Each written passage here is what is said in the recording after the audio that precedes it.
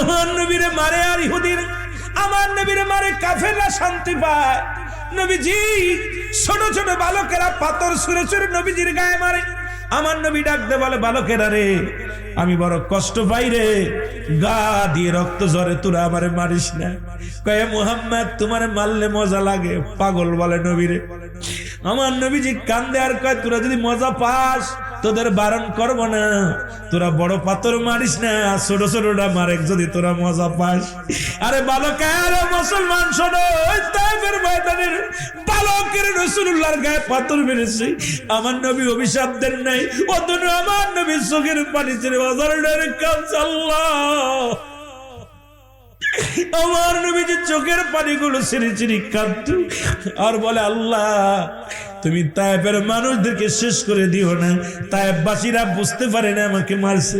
এটার প্রমাণ আম্মা জান আয়েশা সিদ্দিকা রাদিয়াল্লাহু তাআলা আনহা।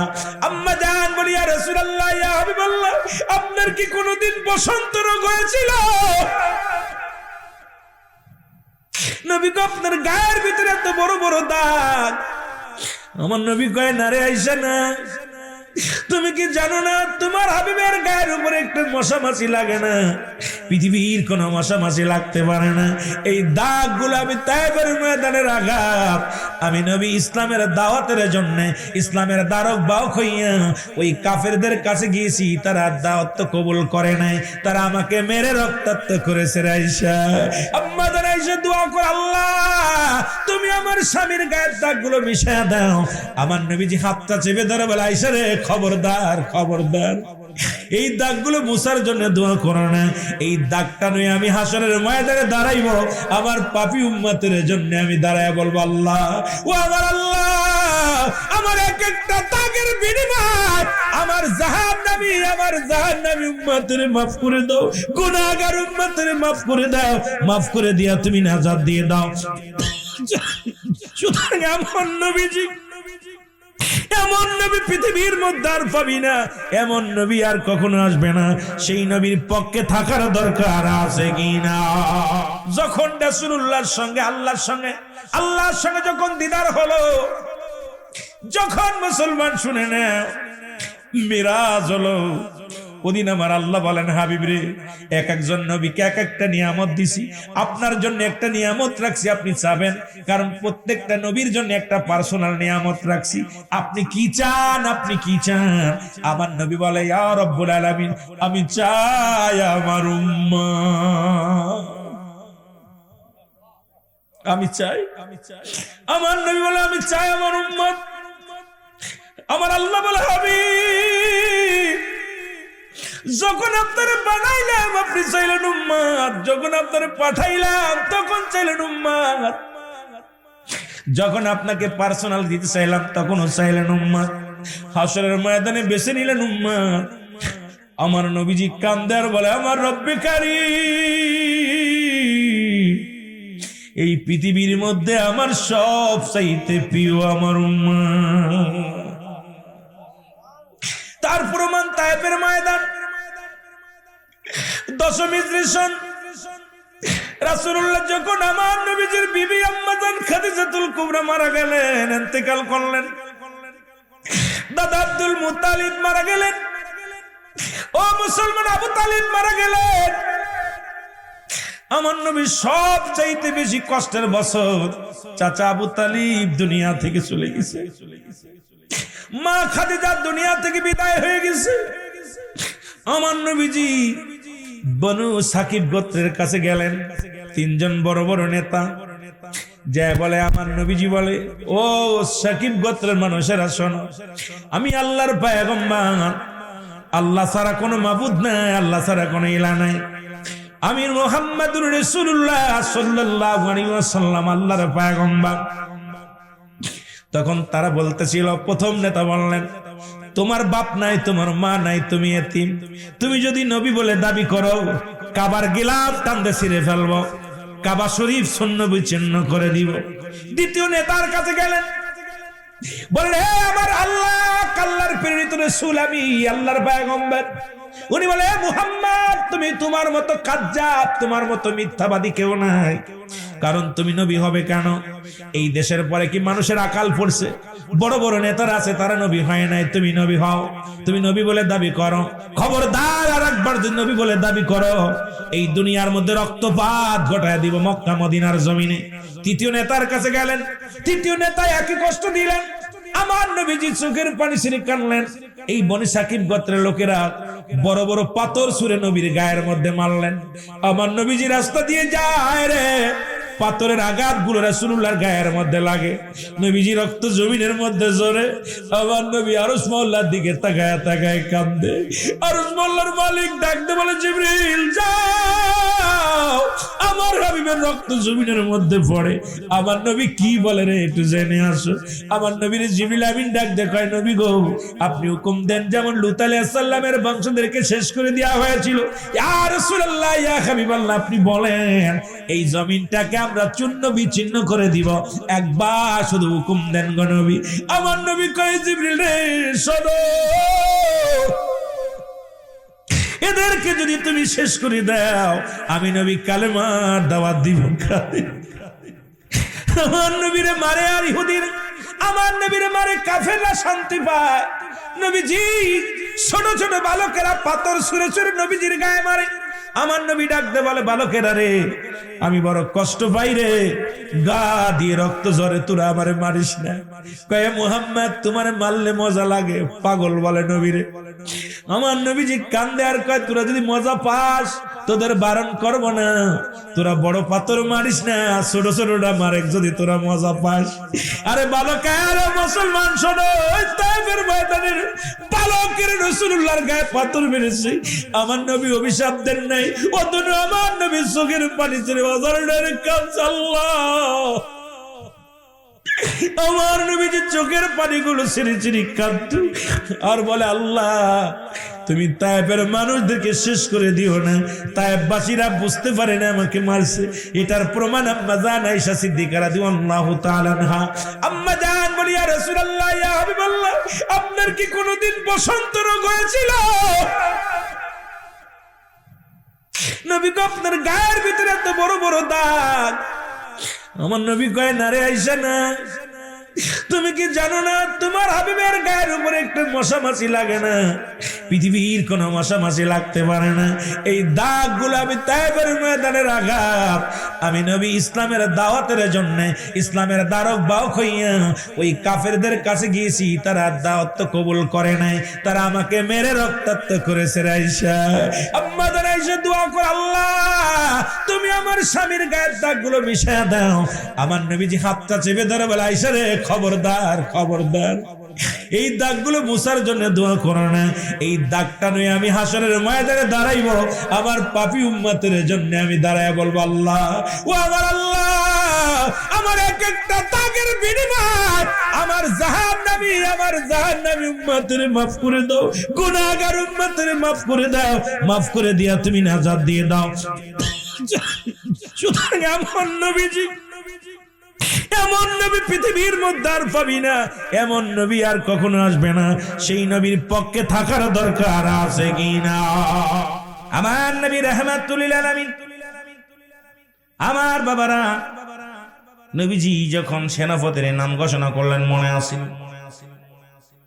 মনে আসেনি হযরত হুযায়ফা রাদিয়াল্লাহু তাআলা, উনি দৌড়ে আসলেন নবীর কাছে। নবীজি ফজরে আজান হলো, হযরত বেলাল রাদিয়াল্লাহু তাআলা আজান দিলেন, নবীজি ইমামতি করলেন। কেমন নবীর উম্মত আমরা, নবী ইমাম, নবী মুসল্লি। কারণ আমার নবী নামাজের প্রতি এত গুরুত্ব দিতেন, নবীজি নামাজের প্রতি খুব গুরুত্ব ছিলেন। নবী সাহাবীদেরকে নামাজের জন্য উৎসাহিত করেছেন। নবী নামাজের জন্য আমার নবীজি কত কষ্ট করেছে। সেই নবীর উম্মত হয়ে যখন নামাজ ছেড়ে দিবেন, নবীজি কষ্ট পাবে, আমার রব্বে কারিমও কষ্ট পাবে। বান্দারে জাহান্নামে যখন ঢুকাইবে, বান্দার আদর করে, বান্দারে তোরে আদর করে পৃথিবীর মধ্যে আসমান যেমনি বানাইলো, জমিন যেমনি বানাইলো, ফেরেশতার যেমনি বানাইলো, আল্লাহ কয় বান্দারে পৃথিবীর মধ্যে আমি জমিনটারে যেমনি বানাইলাম এমনি তোরে বানাই নাই, যেমনি আসমান বানাইলাম এমনি তোরে বানাই নাই। এ বান্দা, পৃথিবীর মধ্যে আমার নিকটবর্তী ফেরেশতা, তাদেরকে আমি যেমনি বানাইলাম এমনি তোরে বানাই নাই। আমি তোরে বানাইছি আমি রব্বে কারীম আমার কুদরতি হাত মোবারক দিয়ে বান্দারে বানাইছি। আর তো রব্বুল আলামিন এত আদর করে এত ভালোবেসে এই বান্দা বান্দিরে বানাইছে, সেই বান্দা বান্দি জাহান্নামে গেলে আমার মাওলাও কষ্ট পাবে। জোরে বলেন ঠিক কিনা? আমার বন্ধুগণ, আমার হযরত হুযায়ফা কি করলেন? নামাজ, নবীজি নামাজ শেষ করলেন। হঠাৎ করে একটা পত্র আসলেন, 3টা পত্র আসলেন পর পর। প্রথম চিঠির মধ্যে লেখা আছে, ও আমার স্বামী। হুযায়ফার হাতে চিঠিখানা আসলেন, ও আমার স্বামী, আমি জানি নির্ঘাত আপনি শাহাদাতের পেয়ালা পান করবেন, কারণ আমার আগে ইতিপূর্বে আমরা দেখেছি যে যুদ্ধের ময়দানে রাসূল সেনাপতি একের অধিক বলেছে, সবাই শাহাদাতের পেয়ালা পান করেছে। সুতরাং আমার স্বামী, আপনি নির্ঘাত আপনি শাহাদাতের পেয়ালা পান করবেন। আমি মক্কা মদিনা আরবের সুন্দরী নারী, ও আমার স্বামী, সবে মাত্র বিয়া হলো, আমিও আপনাকে দেখি নাই, আপনিও আমার দেখেন নাই। আমি কি নিয়ে আপনার স্মৃতি নিয়ে কি লয়ে বাঁচবো স্বামী রে? ওই মুসিবতের দিনে কি লই আপনার আমি কেমনে চেনব? একটু ধরা আপনার কাছে অনুরোধ করি, একটা নজর আসেন, আমি আপনাকে প্রাণ ভরে দেখব, আমি আপনাকে প্রাণ ভরে দুনয়ন ভরে দেখবো আমার স্বামী। চিঠিখানার মধ্যে হুযায়ফা লিখে দিলেন, বিবি রে, পৃথিবীর সবচাইতে দামি জায়গা হলো আমার নবী রাহমাতুল লিল আলামিনের চরণ মোবারক, আমার নবীজির কদম মোবারক। বিবি রে, ও বিবি, আমারে তুমি মাফ করে দিও, আমি যেতে পারবো না, কারণ আমি আমার রাসূলুল্লাহর কদমের মধ্যে আছি। সুতরাং আমার নবীর কদম থেকে আমি যাওয়া সম্ভব না। চিঠিখানা নিয়ে আবার জমা দিলেন। আবার চিঠি আসলেন, ডাকতে বলে, স্বামী, ও আমার স্বামী, আমি দূর থেকে আপনাকে দেখব, আপনাকে প্রেম বিনোদন করব না, আমি আপনাকে কখনো আদর করব না, দূর থেকে এক নজরে দেখবো আমি স্বামী। জীবনে কোনোদিন আমি কোনো পুরুষ দেখি নাই, জীবনে কোনোদিন আমি কোনো পুরুষের চেহারা দেখি নাই, কারণ আপনি আমার স্বামী, আপনাকে এক নজর প্রাণ ভরে দেখবো। ও আমার স্বামী, একবার আয় আমার সামনে আয়, একবার প্রাণ ভরে দেখবো। চিঠির মধ্যে লিখে দিলেন, ও বিবি, তুমি দাবি করো না, কারণ আমি রাহমাতুল লিল আলামিনের কদমের মধ্যে আছি, কিছুক্ষণের মধ্যে আমি যুদ্ধের ময়দানে রওনা দিব। সুতরাং আমার নবীজির মুখ জিয়ারা মুবারক, আমার নবীর কদমের মধ্যে থেকে আমি যত সুখ পাই, যত মজা পাই, পৃথিবীর অন্য কোথাও এত মজা পাই না। জোরে বলেন মারহাবা। আবার একখান চিঠি আসলেন, স্বামী, ও স্বামী, শুধু একবার আমারে দেখবেন, আমিও আপনার একবার দেখবো। চিঠি কানা পাতের মধ্যে নিয়ে হুযায়ফা বিবির কত মনটা খারাপ হয়ে গেল, বারবার 3টা চিঠি আসলো। মনটা খারাপ করে বসে আছে আমার নবীজি, তাকায় দেখে হুযায়ফার মনটা বড় মলিন। নবীজি বলে, হুযায়ফা রে, ও হুযায়ফা, তোমার মনটা কেন মলিন? আর তোমার 3টা দেখলাম কাগজ, কি যেন একটা পত্র পড়ো, আবার রেখে দাও, আবার দিয়ে দাও। বলি, ইয়া রাসূলুল্লাহ, ইয়া হাবিবাল্লাহ, আমি আপনার কাছে লুকাইব না, গত বিকেলে আমি বিয়ে করেছি। ইয়া রাসূলুল্লাহ, ইয়া হাবিবাল্লাহ, সন্ধ্যার সময় বিয়ে করেছি। আমার বিবির চেহারা মোবারক আমি দেখি নাই, বিবি কেমন আমিও বিবিরে দেখি নাই, বিবি আমাকে দেখে নাই।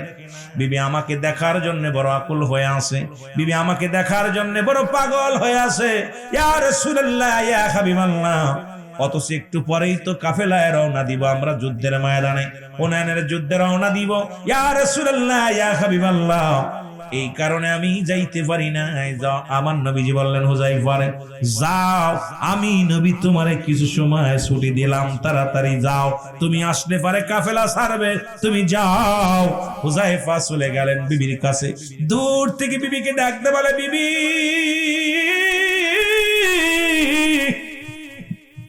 বিবি রে, ও বিবি, তুমি আমারে দেখে নাও, তুমি আমারে প্রাণ ভরে দেখে নাও। বিবি দূর থেকে ডাকতে বলে, স্বামী, খোদার কসম করে বলি, আপনাকে আমি ঠেকাবো না, আপনাকে আমি বাধাও দিব না, শুধু ঘরের ভিতরে আসবেন, একটু উজু করবেন, উত্তম রূপ ওযু করবেন।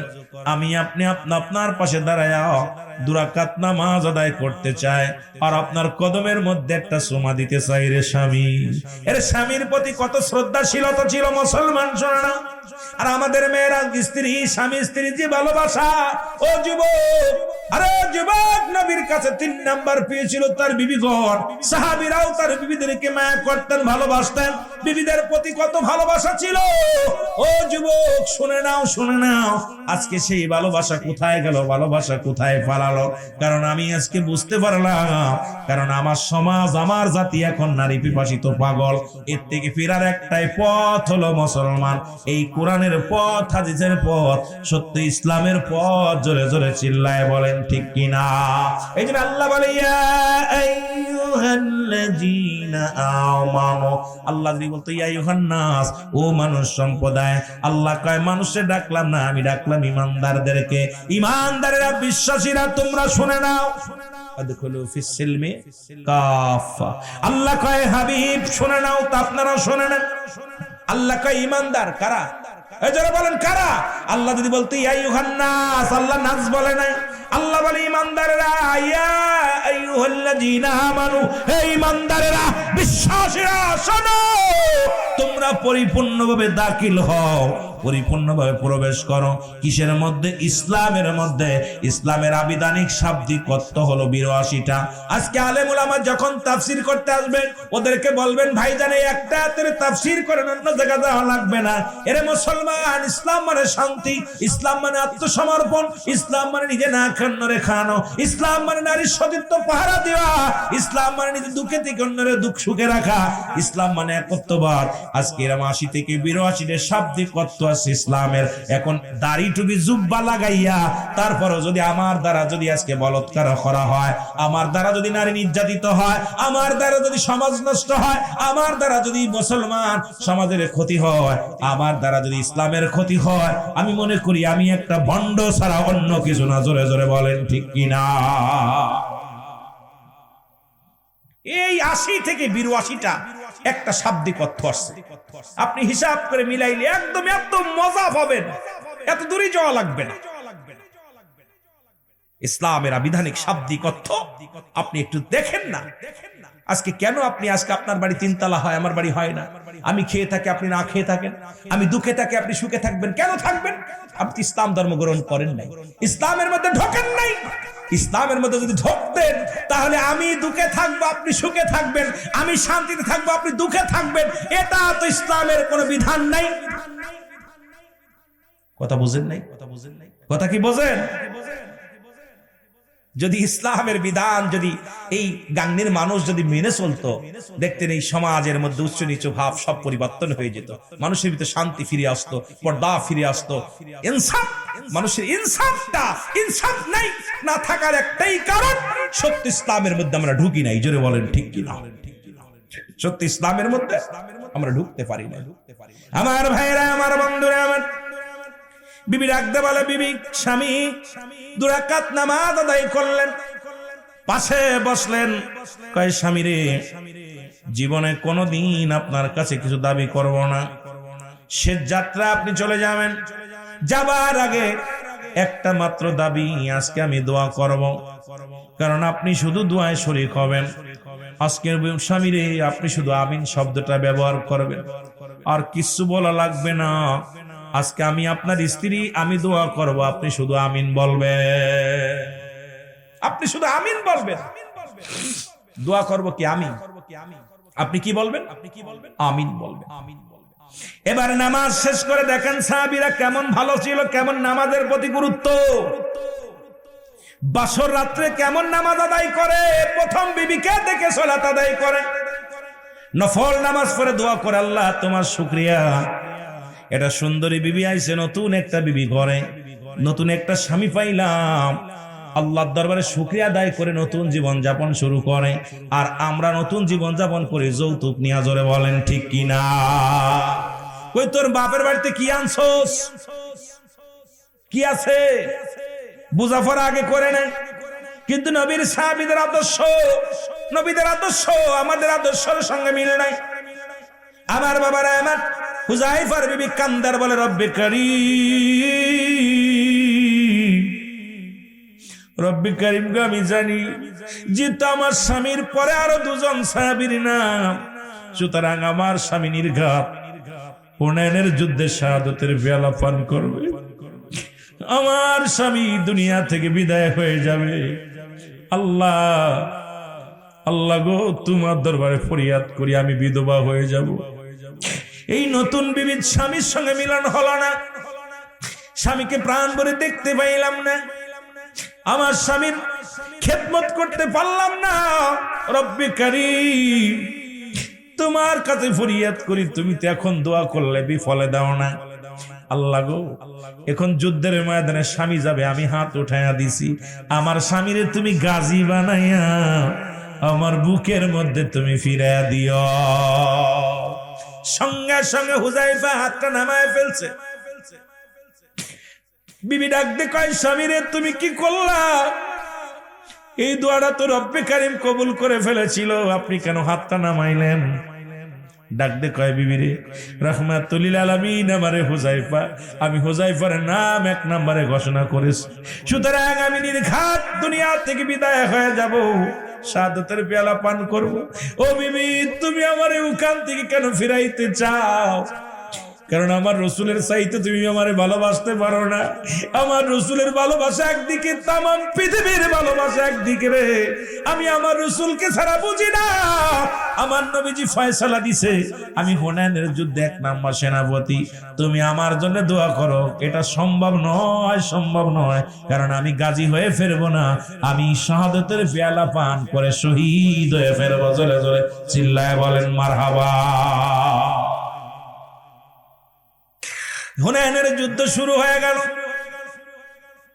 হুযায়ফা রাদিয়াল্লাহু তাআলা উনিও যুদ্ধের ময়দানে রওনা হয়ে গেলেন। আর মুসলমানদের মধ্যে প্রথম শহীদ হলেন হুযায়ফা। হুনাইনের যুদ্ধে প্রথম শাহাদাতের পেয়ালা পান করলেন।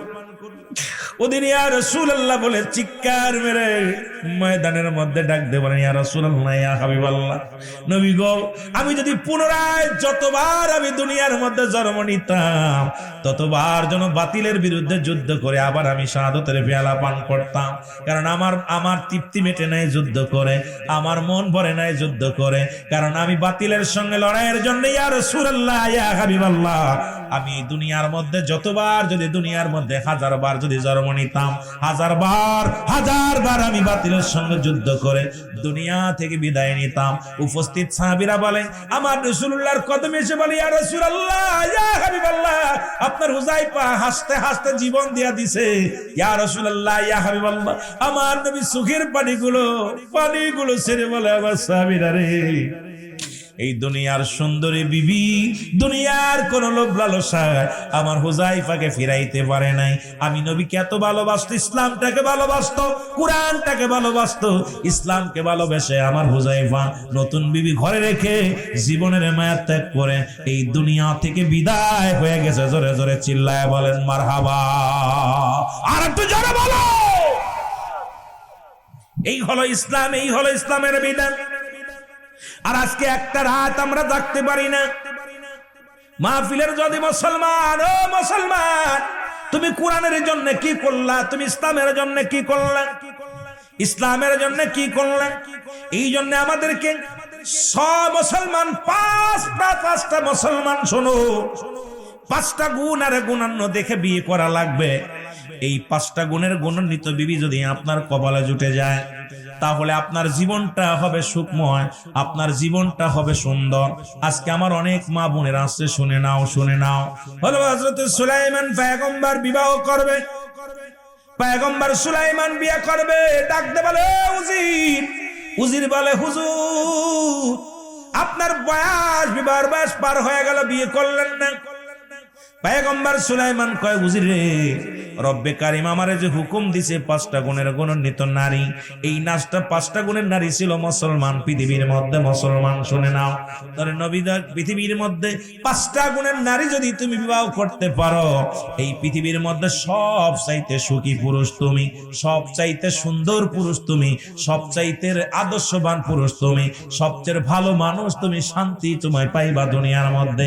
তোমার স্বর্গ বানায় নিবা, তোমার সংসারটারে যদি স্বর্গ বানাইতে হয় 5টা গুণের গুণান্বিত নারীকে বিবাহ করতে হবে। জোরে বলেন আল্লাহু আকবার। কয়টা গুণে গুণান্বিত বলবনি? জোরে বলেন বলবনি? কয়টা গুণ? কয়টা গুণ? এখন আমার মা বোনেরা যারা আছে শুনে নাও, এই 5টা গুণ যাদের মধ্যে নাই, এদের মতো কপাল পোড়া মা, এদের মতো বোনেরা পৃথিবীর মধ্যে নাই। তার মধ্যে 1 নাম্বার হলো 5 গুণের গুণান্বিত 1 নাম্বার হলো সতীত্ব, আমানতদারি। জোরে বলা যাবে না মারহাবা? আর একটু জোরে বলেন মারহাবা। রাসূল বলছে 2টা জিনিস যে ব্যক্তি আমার কাছে হেফাজত করতে পারবে, আমি নবী তার হাত ধরে জান্নাতে নিয়ে যাব। তার মধ্যে 2 পায়ের মধ্যে বস্তু, একটা স্ত্রীলিঙ্গ, একটা হলো পুরুষ লিঙ্গ, আর একটা হলো 2 গালের মধ্যে বস্তু। এই 2টা জিনিস যে ব্যক্তি হেফাজত করতে পারবে, আমি রাসূল ওয়াদা করলাম, আমি রাসূল কথা দিলাম, একে হাত ধরে জান্নাতে নিয়ে যাব। জোরে বলেন মারহাবা। কি মজার বিষয়! রাসূলুল্লাহ কি ভাই ওয়াদা করেছে না? নবীজি ওয়াদা করছে যে আমি হাত ধরে জান্নাতে নিয়ে যাব। রাসূলুল্লাহর সঙ্গে জান্নাতে যেতে চান? কে কে চান একটু হাত তোলেন। নারায়ে তাকবীর, নারায়ে রিসালাত। ও আমিন বলেন, আমিন বলেন। আমার ভাইরা, আমার বন্ধুরা, গভীর মনোযোগ।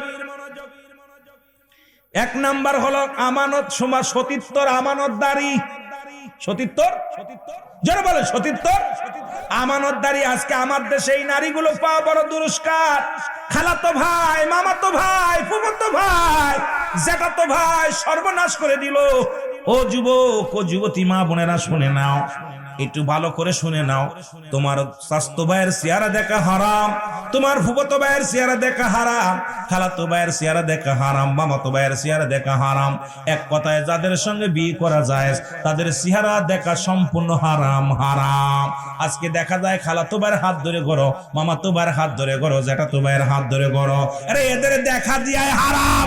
এই ওয়াজগুলো কেন করি না আলেমরা? আজকে এই ওয়াজগুলো বেশি বেশি করার দরকার, কারণ সমাজ বাঁচানোর দরকার, জাতিকে বাঁচানোর দরকার, যুব সমাজকে বাঁচানোর দরকার।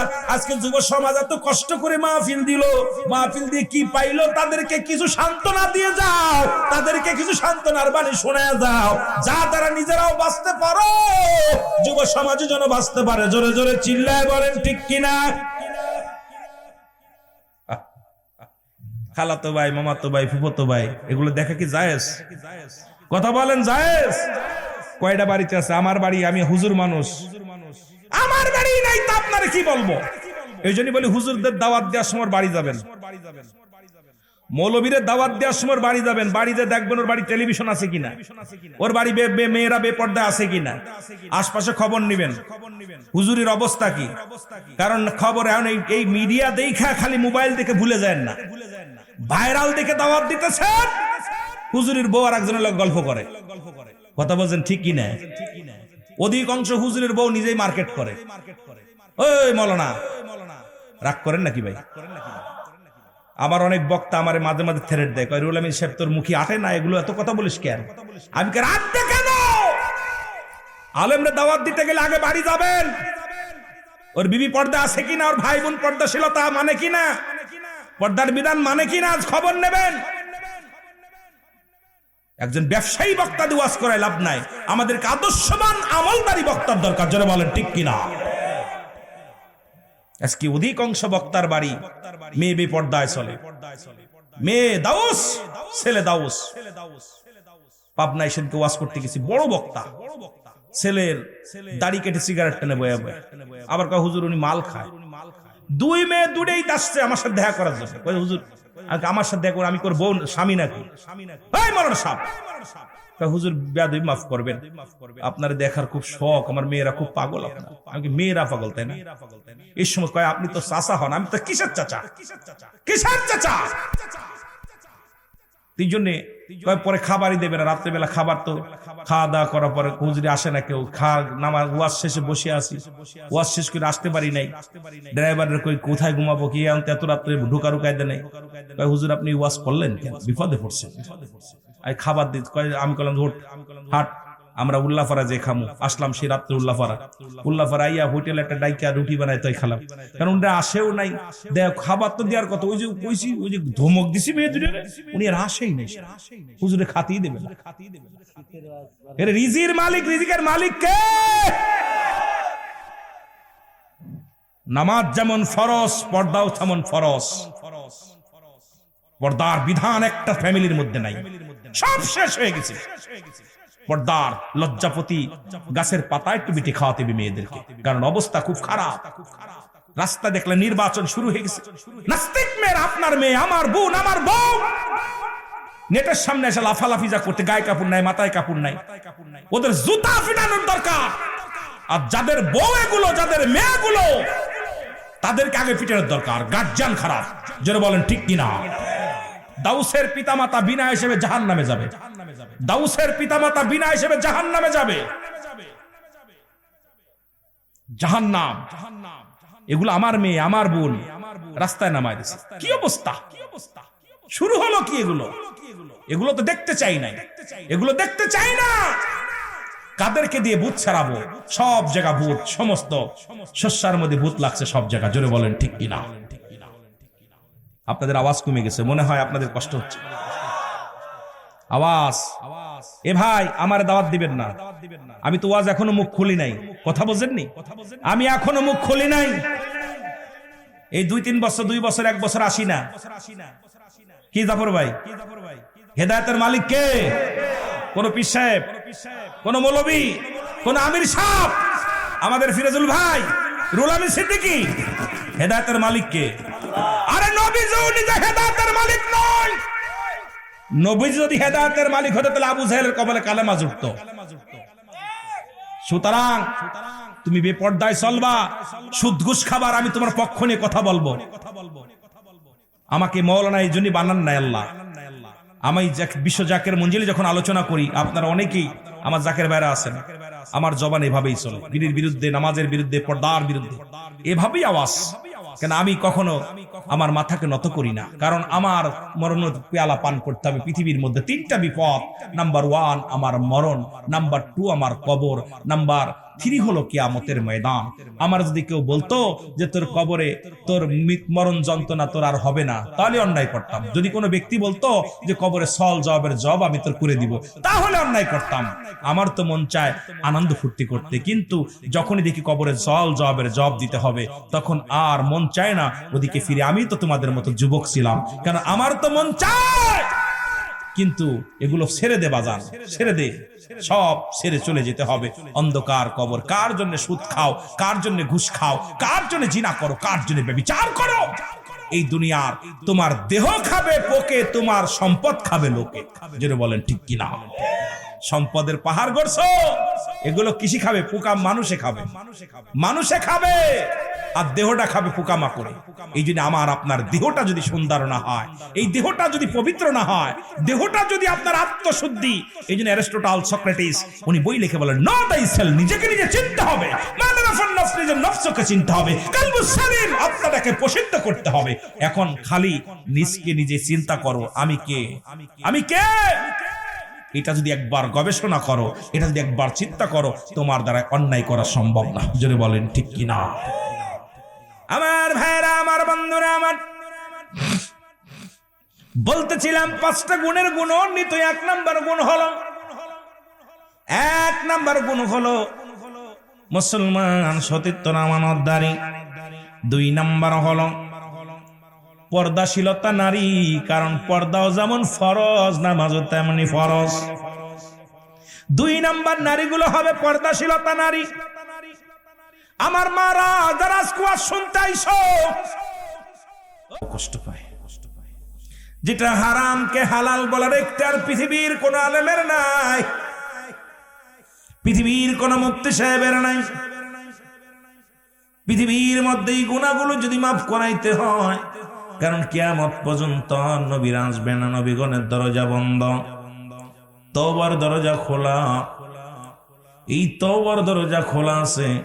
ও যুবক ভাইয়েরা শুনে নেন, আল্লামা কুতুবী রাহমাতুল্লাহ বয়ান করে, দুনিয়ার মানুষ শোনো, আসমান থেকে জমিন পর্যন্ত যত গুনাহ করলাম এই গুনার কথা মনে করে যখন বান্দা কবরের ভয়, বান্দার দিলের ভিতরে জাহান্নামের ভয়, মরণের ভয় যখন বান্দার ভিতরে প্রবেশ করে, বান্দা যখন খাস তওবা করে আল্লাহ বলে ডাক দেয়, রব্বি কারীম বান্দার জীবনের সব গুনাহ মাফ করে দেয়। জোরে বলা যাবে না সুবহানাল্লাহ। মাহফিল আসলে কি লাভ? শুধু নিয়ত করে রওনা দিচ্ছেন, প্রতিটা কদমে কদমে সগীরা গুনাহ মাফ। এখন এখানে বসে, কারণ মরণ তো যে কোনো মুহূর্তে আসতে পারে, পারে কি পারে না? পারে। মালাকুল মউত মানুষের একদম পিছনে যে শিরা রগ যত নিকট, এর চাইতেও নিকটতম, যে কোনো মুহূর্তে আপনি ধরা পড়ে যেতে পারেন। কারণ পরবর্তী সময় আপনার জন্য কি নিয়ামত বয়ে আনতেছে আপনি নিজেও জানেন না। জানেননি? এখান থেকে বাড়ি যেতে পারবো বলতে পারি না। আমার রাত পর আমরা রাত শেষ করতে পারবো বলতে পারি না। ও যুবক, যেহেতু আসার কারণে সগীরা গুনাহ মাফ, বসে কবিরা গুনাহগুলো মাফ করে নিয়ে যদি যেতে পারি, আপনার জীবনে এতগুলো মাহফিল পাওয়ার পর তারপরেও যদি জাহান্নামে যান, তারপরেও যদি আপনার জীবনটা বরবাদ হয়, আমি মনে করি আপনার কপাল খারাপ, আপনার নসিব খারাপ। কারণ এই পুরা কপাল আপনি জান্নাতি হতে পারলেন না, দেখেও দেখলেন না, বুঝেও বুঝলেন না, শুনেও শুনলেন না। আপনার মতো কপাল পুরা দুনিয়ার মধ্যে নাই। জোরে বলেন ঠিক কিনা? রিয়াজুল জান্নাহ বেহেশতের বাগান।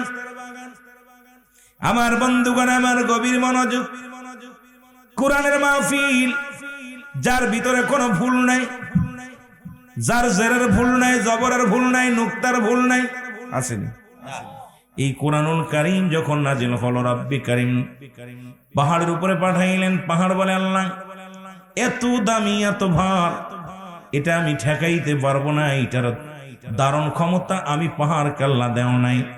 আর ওই পাহাড়ের দায়িত্ব আছে হযরত ইলিয়াস আলাইহিস সালাম, যাকে আল্লাহ রাব্বুল আলামিন দায়িত্ব দিয়েছেন। হযরত ইলিয়াস ডাকতে বলে, আল্লাহ এই পাহাড়গুলোর দায়িত্ব আমারে দিয়েছেন, এই পাহাড়গুলো আমারে রক্ষণাবেক্ষণ দেখাশোনার দায়িত্ব রব্বি কারীম আমারে দিয়েছেন। কিন্তু কোরআন এত ভার, কোরআন এত দামি, এটা যদি আমার উপরে দেন, আমি দুনিয়া থেকে একবারে পুরো পাহাড়গুলো পুড়ে পুড়ে ছাই হয়ে যাব। ভারে ওজন আমি সহ্য করতে পারবো না। গাছের উপরে দিলেন, গাছ বলে, আল্লাহ আমি এটা পারতাম না। পৃথিবীর মধ্যেও মুসলমান মানুষের উপরে দান করলেন, এই মানুষগুলো এই কোরআনটাকে ধারণ করলেন। এই মানুষগুলো কত দামি, আর মানুষ পৃথিবীর মধ্যে সমস্ত মাখলুকাতের মধ্যে সর্বশ্রেষ্ঠ জাতি, যার উপর আল্লাহ রাব্বুল আলামিন পবিত্র কালামুল্লাহ শরীফ, পবিত্র কোরআনুল কারীম নাজিল করলেন। জোরে জোরে চিল্লায়া বলা যাবে না মারহাবা। এখন এর মধ্যে কোনো ভুল না, আল্লাহ বলেন, আমার সাথে পড়েন, বিসমিল্লাহির রাহমানির রাহিম, যালিকাল কিতাবু লা রাইবা ফীহি, কোনো সন্দেহ নাই। আসেনি? যারা বলেন আছে। সব কিতাবের মধ্যে যত লিখবেন দেখেন রাইটারে লেখছে, রাইটার বিদ্যা লেখে, কিতাব লেখা বলছে। যদি কোনো ভুল থাকে পরবর্তী যখন আমরা আবার ছাপাই বিটা সংশোধিত করা হবে। কিন্তু কুরআনুল কারীম রব্বে কারীম পৃথিবীর মধ্যে কতকাল কত যুগ আগে পাঠিয়েছেন, আজ পর্যন্ত কোনো ভুল নাই, কোনো জবরের ভুল নাই, কোনো নুক্তার ভুল নাই, কোনো আয়াতের ভুল নাই। কারণ এই কিতাবটা কার কিতাব? জোরে বলেন কার কিতাব? আর একটু জোরে বলেন কার কিতাব? আর এটা পাঠাইছে এখন বলে গোটা জাতির জন্য, আমি মানি না। যদি উলামা ইকরাম পাশে বসে আছে, আমার ভাইয়েরা পাশে বসে আছে, আল্লাহ বলেন এই কিতাবটা মানবে কারা? আল্লাহ বলেন হাদান লিল মুত্তাকিন। একমাত্র হেদায়েত প্রাপ্ত বান্দারা এই কোরআনের প্রতি সম্মান জানাবে, একমাত্র হেদায়েত প্রাপ্ত বান্দারা কোরআনকে সম্মান করবে, ভালোবাসবে।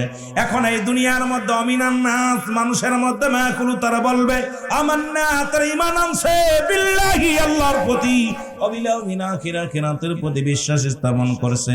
ওমা হুম বিমুমিনিন।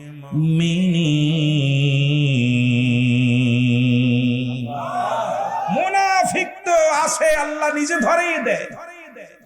এই জন্য কোরআনের প্রতি সম্মান করে কারা? হেদায়েত প্রাপ্ত বান্দারা। ঠিক কিনা? ঠিক কিনা? মুত্তাকিনেরা যারা একমাত্র আল্লাহর ভয় করে। ও মুসলমান, পৃথিবীর মধ্যে আল্লাহ আইনদাতা, বিচারক দাতা আল্লাহ, পৃথিবীর সব কিছুর মালিক, যিনি হলো স্রষ্টা, আমরা সৃষ্টি। এই সৃষ্টি জগতের জন্য নিয়ামত স্বরূপ এই কোরআন পাঠাইলো। সেই কোরআনের মধ্যে বর্তমান যুগে একদল আলেম বলে কোরআনের মধ্যে ভুল আছে। সেই ভুল সূরাটা ধরতে যায় এমন একটা সূরা ধরছে ভুল, যেটা আমাদের দেশের সাধারণ পাবলিক গুলো, সাধারণ মানুষগুলো কোরআনের মধ্যে ছোট্ট ছোট্ট সূরাগুলো, সূরা ইখলাস, সূরা নাস, সূরা মুসলমান, কাউসার, এই ছোট্ট ছোট্ট সূরাগুলো ইমাম সাহেব যখন তেলাওয়াত করে, শুনতে শুনতে আপনাদের মুখস্থ হয়ে গেছে। জোরে বলেন ঠিক কিনা? ছোট্ট ছোট্ট সূরাগুলো ইমাম সাহেবের পিছে শুনতে শুনতে অনেক মুসল্লি মুখস্থ করে ফেলেছে। এখন ইহুদিদের চক্রান্ত, খ্রিস্টানদের চক্রান্ত, এরা বলতেছে কোরআনের মধ্যে ভুল আছে সেই ছোট্ট সূরাটার নাম। যারা মূর্তি পূজারি বিশ্বাস করে, যারা প্রতিমায় দেবতারে প্রতিমা বানায় দেবতারে যারা সিজদা করে, যারা দেবতার সামনে যায়, মুসলমান যারা পূজা করে, যাদের ধারণা পূজা এবং রোজা এক, তাদের ধারণা, মুসলমান শুনে নাও, তাদের ধারণা হলো এই কোরআনটাকে যদি, এই সূরাটা যদি জাল বানানে দিয়ে যায়, তাহলে মানুষের ভুল ধারণা বন্ধ হয়ে যাবে। আমার আল্লাহ বলেন, আমার সাথে পড়েন, বিসমিল্লাহির রাহমানির রাহিম। قل هو الله أحد الله الصمد لم يلد ولم يولد ولم يكن له كفوا أحد। আল্লাহ বলে, হাবিব ভালো করে জেনে নিবেন, বুঝে নিবেন। আল্লাহ বলেন, হাবিবরে আপনি জানায়া দেন আমি আল্লাহ এক। এখন আল্লাহ যদি এক ভাবেন, কোনদিন মাজার পূজা করতে পারবেন না। আল্লাহ যদি এক ভাবেন, দরগা পূজা করতে পারবেন না। আল্লাহ এক যদি ভাবেন, প্রতিমা পূজা করতে পারবেন না। আল্লাহ যদি এক ভাবেন, পৃথিবীর মধ্যে মানুষ পূজা করতে পারবেন না। আল্লাহ যদি এক ভাবেন, দুনিয়ার অন্য কোন জায়গায় আশ্রয় পাওয়ার প্রার্থনা করা যাবে না। আল্লাহ বলেন, হাবিব জানাইয়া দেন আমি আল্লাহ এক। কয়জন? জোরে চিল্লায় বলেন, কয়? আল্লাহ বলেন, হাবিব আমি জানিয়ে দেন, আপনি জানিয়ে দেন আমি আল্লাহ এক। পৃথিবীর মধ্যে কাউরে জন্ম দিই নাই, কারো থেকে জন্ম নিই নাই। আসমান জমিনের মধ্যে যা কিছু আছে, ও মুসলমান শুনে নাও, শুনে নাও, আসমান জমিনের মধ্যে সব কিছুর পালন কর্তা কে? জোরে বলেন কে? সারা পৃথিবী আমার মুকাফিক কে? আমি কারোর মুকাফিক কি নয়।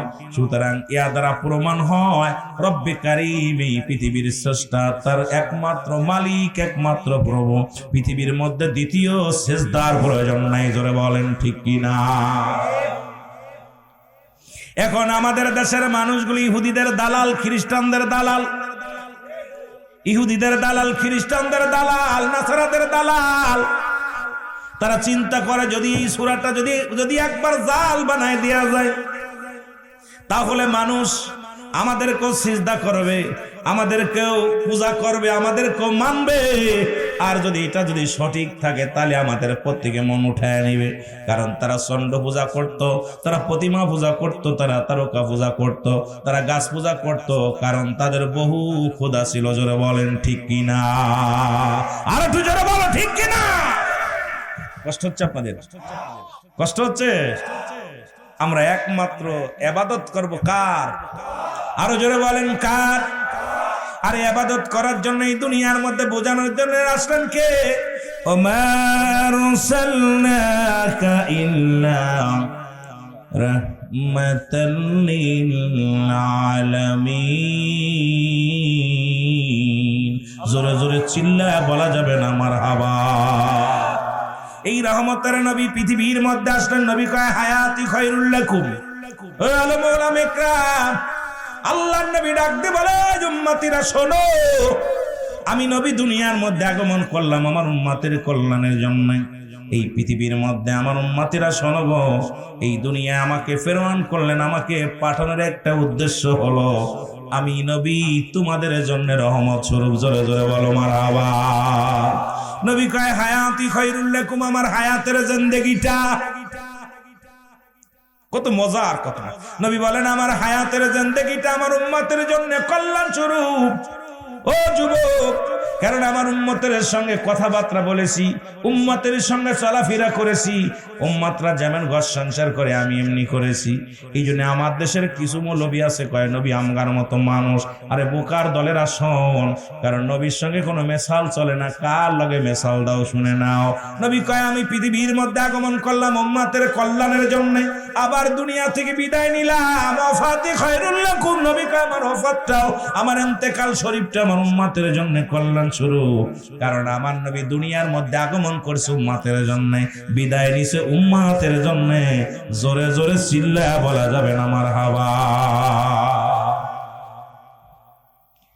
একটা দুইটা বিষয় আমার খুব চিন্তিত মনে হয়, যারা রাসূলকে নিয়ে উল্টাপাল্টা কথা বলে, কোরআনের তাফসীর করতে যায় ভুল ব্যাখ্যা, ভুল সাজেশন দিয়ে মানুষকে বিভ্রান্তি করতেছি। আমার বাবারা, রাসূল বলে ওমামা আয়াতি খায়রুল লাকুম, আমার নবী কয় ওয়াফাতি খায়রুল লাকুম, আমার ওয়াফাতটা পৃথিবীর মধ্য থেকে আমি নবী দুনিয়া থেকে বিদায় নিলাম। কারণ আমার কোন উম্মত যদি পৃথিবীর মধ্যে ভালো কর্ম করে, আজকে যেমন যুব সমাজ মিলা কোরআনের মাহফিল করেছে, সভাপতি আছে, উলামা ইকরাম আছে, আমার নবীজি খুশি হয়ে রব্বে কারীমের দরবারে বলবে আল্লাহ ওই কোথায় ওই বোমরদাহর জমিনের মধ্যে তোমার কিছু গোলামেরা তোমার ডাকে, তোমার পাগল, তোমার কোরআনের মাহফিল সাজাইয়া পাগলেরা বসে বসে রব্বে কারীম তোমার স্মরণ করে। আমার আল্লাহ বলে, আমার নবী বলেন আমি আমার উম্মতের জন্য প্রশংসা করি কার কাছে? আর জোরে বলেন কার কাছে? আল্লাহর কাছে। আবার পৃথিবীর মধ্যে যদি কোন উম্মত গুনাহের কাজ করে, যদি অন্যায় করে, জুলুম করে, ব্যভিচার করে, আমি নবীর সঙ্গে সঙ্গে আল্লাহ দরবারে ইস্তেগফার করি, ক্ষমা চাই। আল্লাহ অমুক গ্রামে বোমরদার ইনামুল মিয়া অন্যায় করেছে, আমি তার তরফ থেকে ক্ষমা চাইলাম, আল্লাহ তুমি ওরে মাফ করে দাও। পৃথিবীর মধ্যে অন্যায় করে ছেলে মাফ চায় বাবাই, অন্যায় করে গ্রামের ছেলে মাফ চায় চেয়ারম্যান মেম্বার যাইয়া, এমন নবীর উম্মত হইলাম। ভুল করি আমি ক্ষমা চাই আমার নবী। আওয়াজ জোর হলো না, কারণ নবীর ভালোবাসা মনে হয় না আপনাদের অন্তরে নাই। অন্যায় করি আমরা, ভুল ক্ষমা চাই কে? এরে রহমাতাল্লিল আলামিন, আপনি উম্মতের জাবিন। বলেন রহমাতাল্লিল, ওগো আপনি উম্মতের জাবিন, গুনাহগারের অতি আপনজন আল্লাহর নবী, নূরের নবী গো। আপনি নবী আমার জীবনের জীবন। বলেন আপনি নবী আমার। আরো জোরে বলেন আল্লাহর নবী, নূরের নবী গো। আপনি নবী আমার জীবনের জীবন। বলেন আপনি নবী আমার। আপনি আমার জীবন সাথী, অন্ধকার খবরের বাতি। বলেন আপনি আমার জীবন সাথী, অন্ধকার কবরের বাতি। আপনাই ছাড়া বলেন বাঁচি কেমনে? আল্লাহর নবী, নূরের নবী গো। আপনি নবী আমার জীবনের জীবন। বলেন আপনি নবী আমার। আপনাকে যে পাইল জাহান্নামের আগুন তার হারাম হইল। দয়া করে নবী দেন গো দেখা দেন। আল্লাহর নবী, নূরের নবী গো। আপনি নবী আমার জীবনের জীবন। আল্লাহুম্মা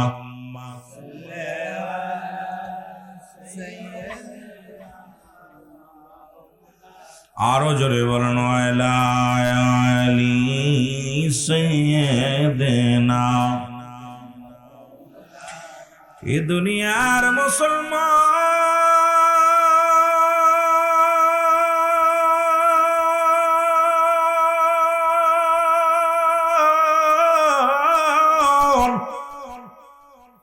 নবী লাগবে কবরে, নবী লাগবে মিজানে, নবী লাগবে ফুলসিরাতে গো।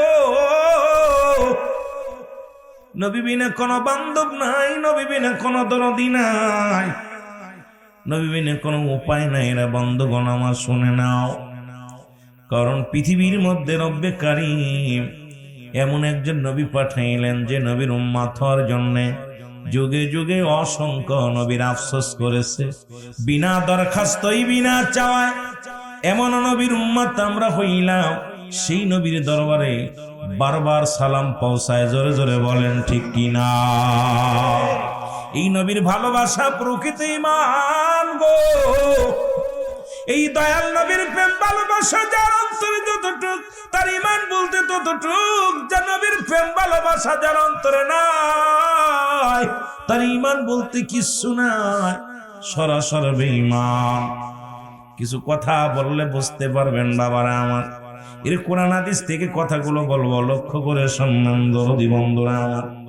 রাহমাতুল লিল আলামিন সাহাবীদেরকে নিয়ে বসে আছে আলোচনার ময়দানে। এই রকম নবী যে আলোচনা করতেছে, আমার নবী বললেন সাহাবীরা রে, বাতিলদের সঙ্গে আর একটা যুদ্ধ শুরু হয়ে যাবে। আমি তোমাদের ঘোষণা করলাম, আগামীকাল ফজরের নামাজ বাদে যুদ্ধের ময়দানের জন্য প্রস্তুতি হও। আমি নবী আজকে সেনাপতির নাম ঘোষণা করব, শুনে নাও। সেই যুদ্ধটা হলো মুসলমান কাফেরদের সঙ্গে বড় একটা যুদ্ধ।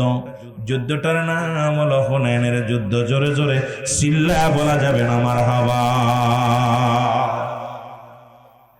আল্লাহ নবী বললেন সাহাবীরা রে, আজকে তোমরা যারা আমার সামনে আসো, শুনে নাও, শুনে নাও। এই কোরআনটাকে, কোরআনটার মর্যাদার জন্য, ইসলামের মর্যাদার জন্য আমার যুবক বন্ধুরা শুনে নাও। কারণ এই পৃথিবীর মধ্যে কালেমা, নামাজ, রোজা, হজ, যাকাত, মুসলমান হওয়ার পূর্ব শর্ত হলো কালেমা। এই কালেমা পড়েছেন লা ইলাহা ইল্লাল্লাহু মুহাম্মাদুর রাসূলুল্লাহ, আশহাদু আল্লা ইলাহা ইল্লাল্লাহু ওয়াহদাহু লা শারীকা লাহু ওয়া আশহাদু আন্না মুহাম্মাদান আবদুহু ওয়া রাসূলুহু। জোরে জোরে চিল্লা বলা যাবে না মারহাবা। কষ্ট হচ্ছে? কথা বোঝা যায়?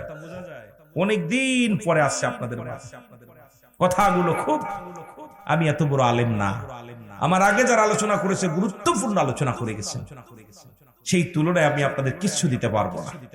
আমার ভাইরা, আমার বন্ধুরা, আমার যে কথাগুলো বলি, রাসূল বললেন সাহাবীরা রে, আগামীকাল হুনাইনের যুদ্ধ শুরু হবে রে।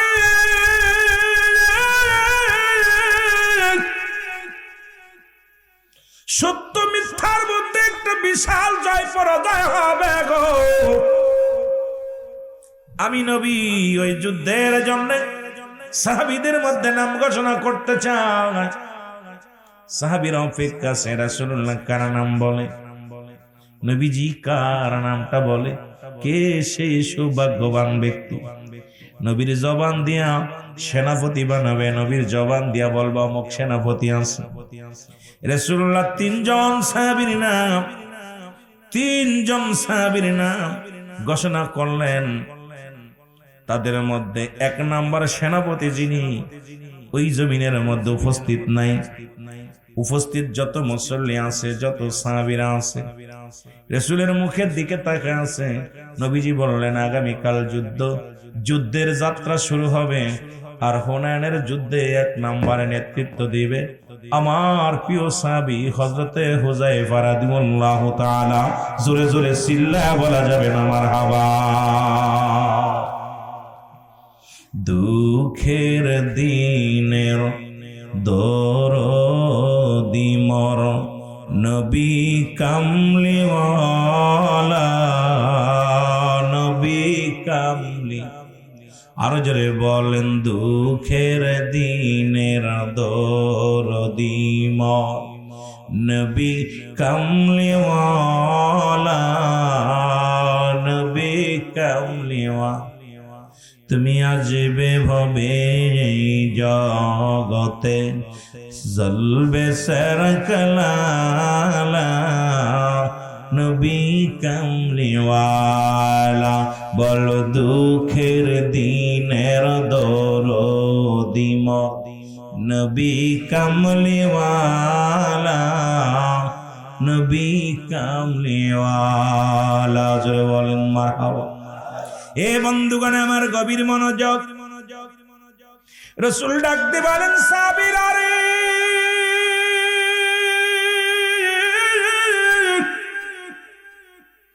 এরে আমি নবী 3 জন সেনাপতির নাম ঘোষণা করে দিলাম।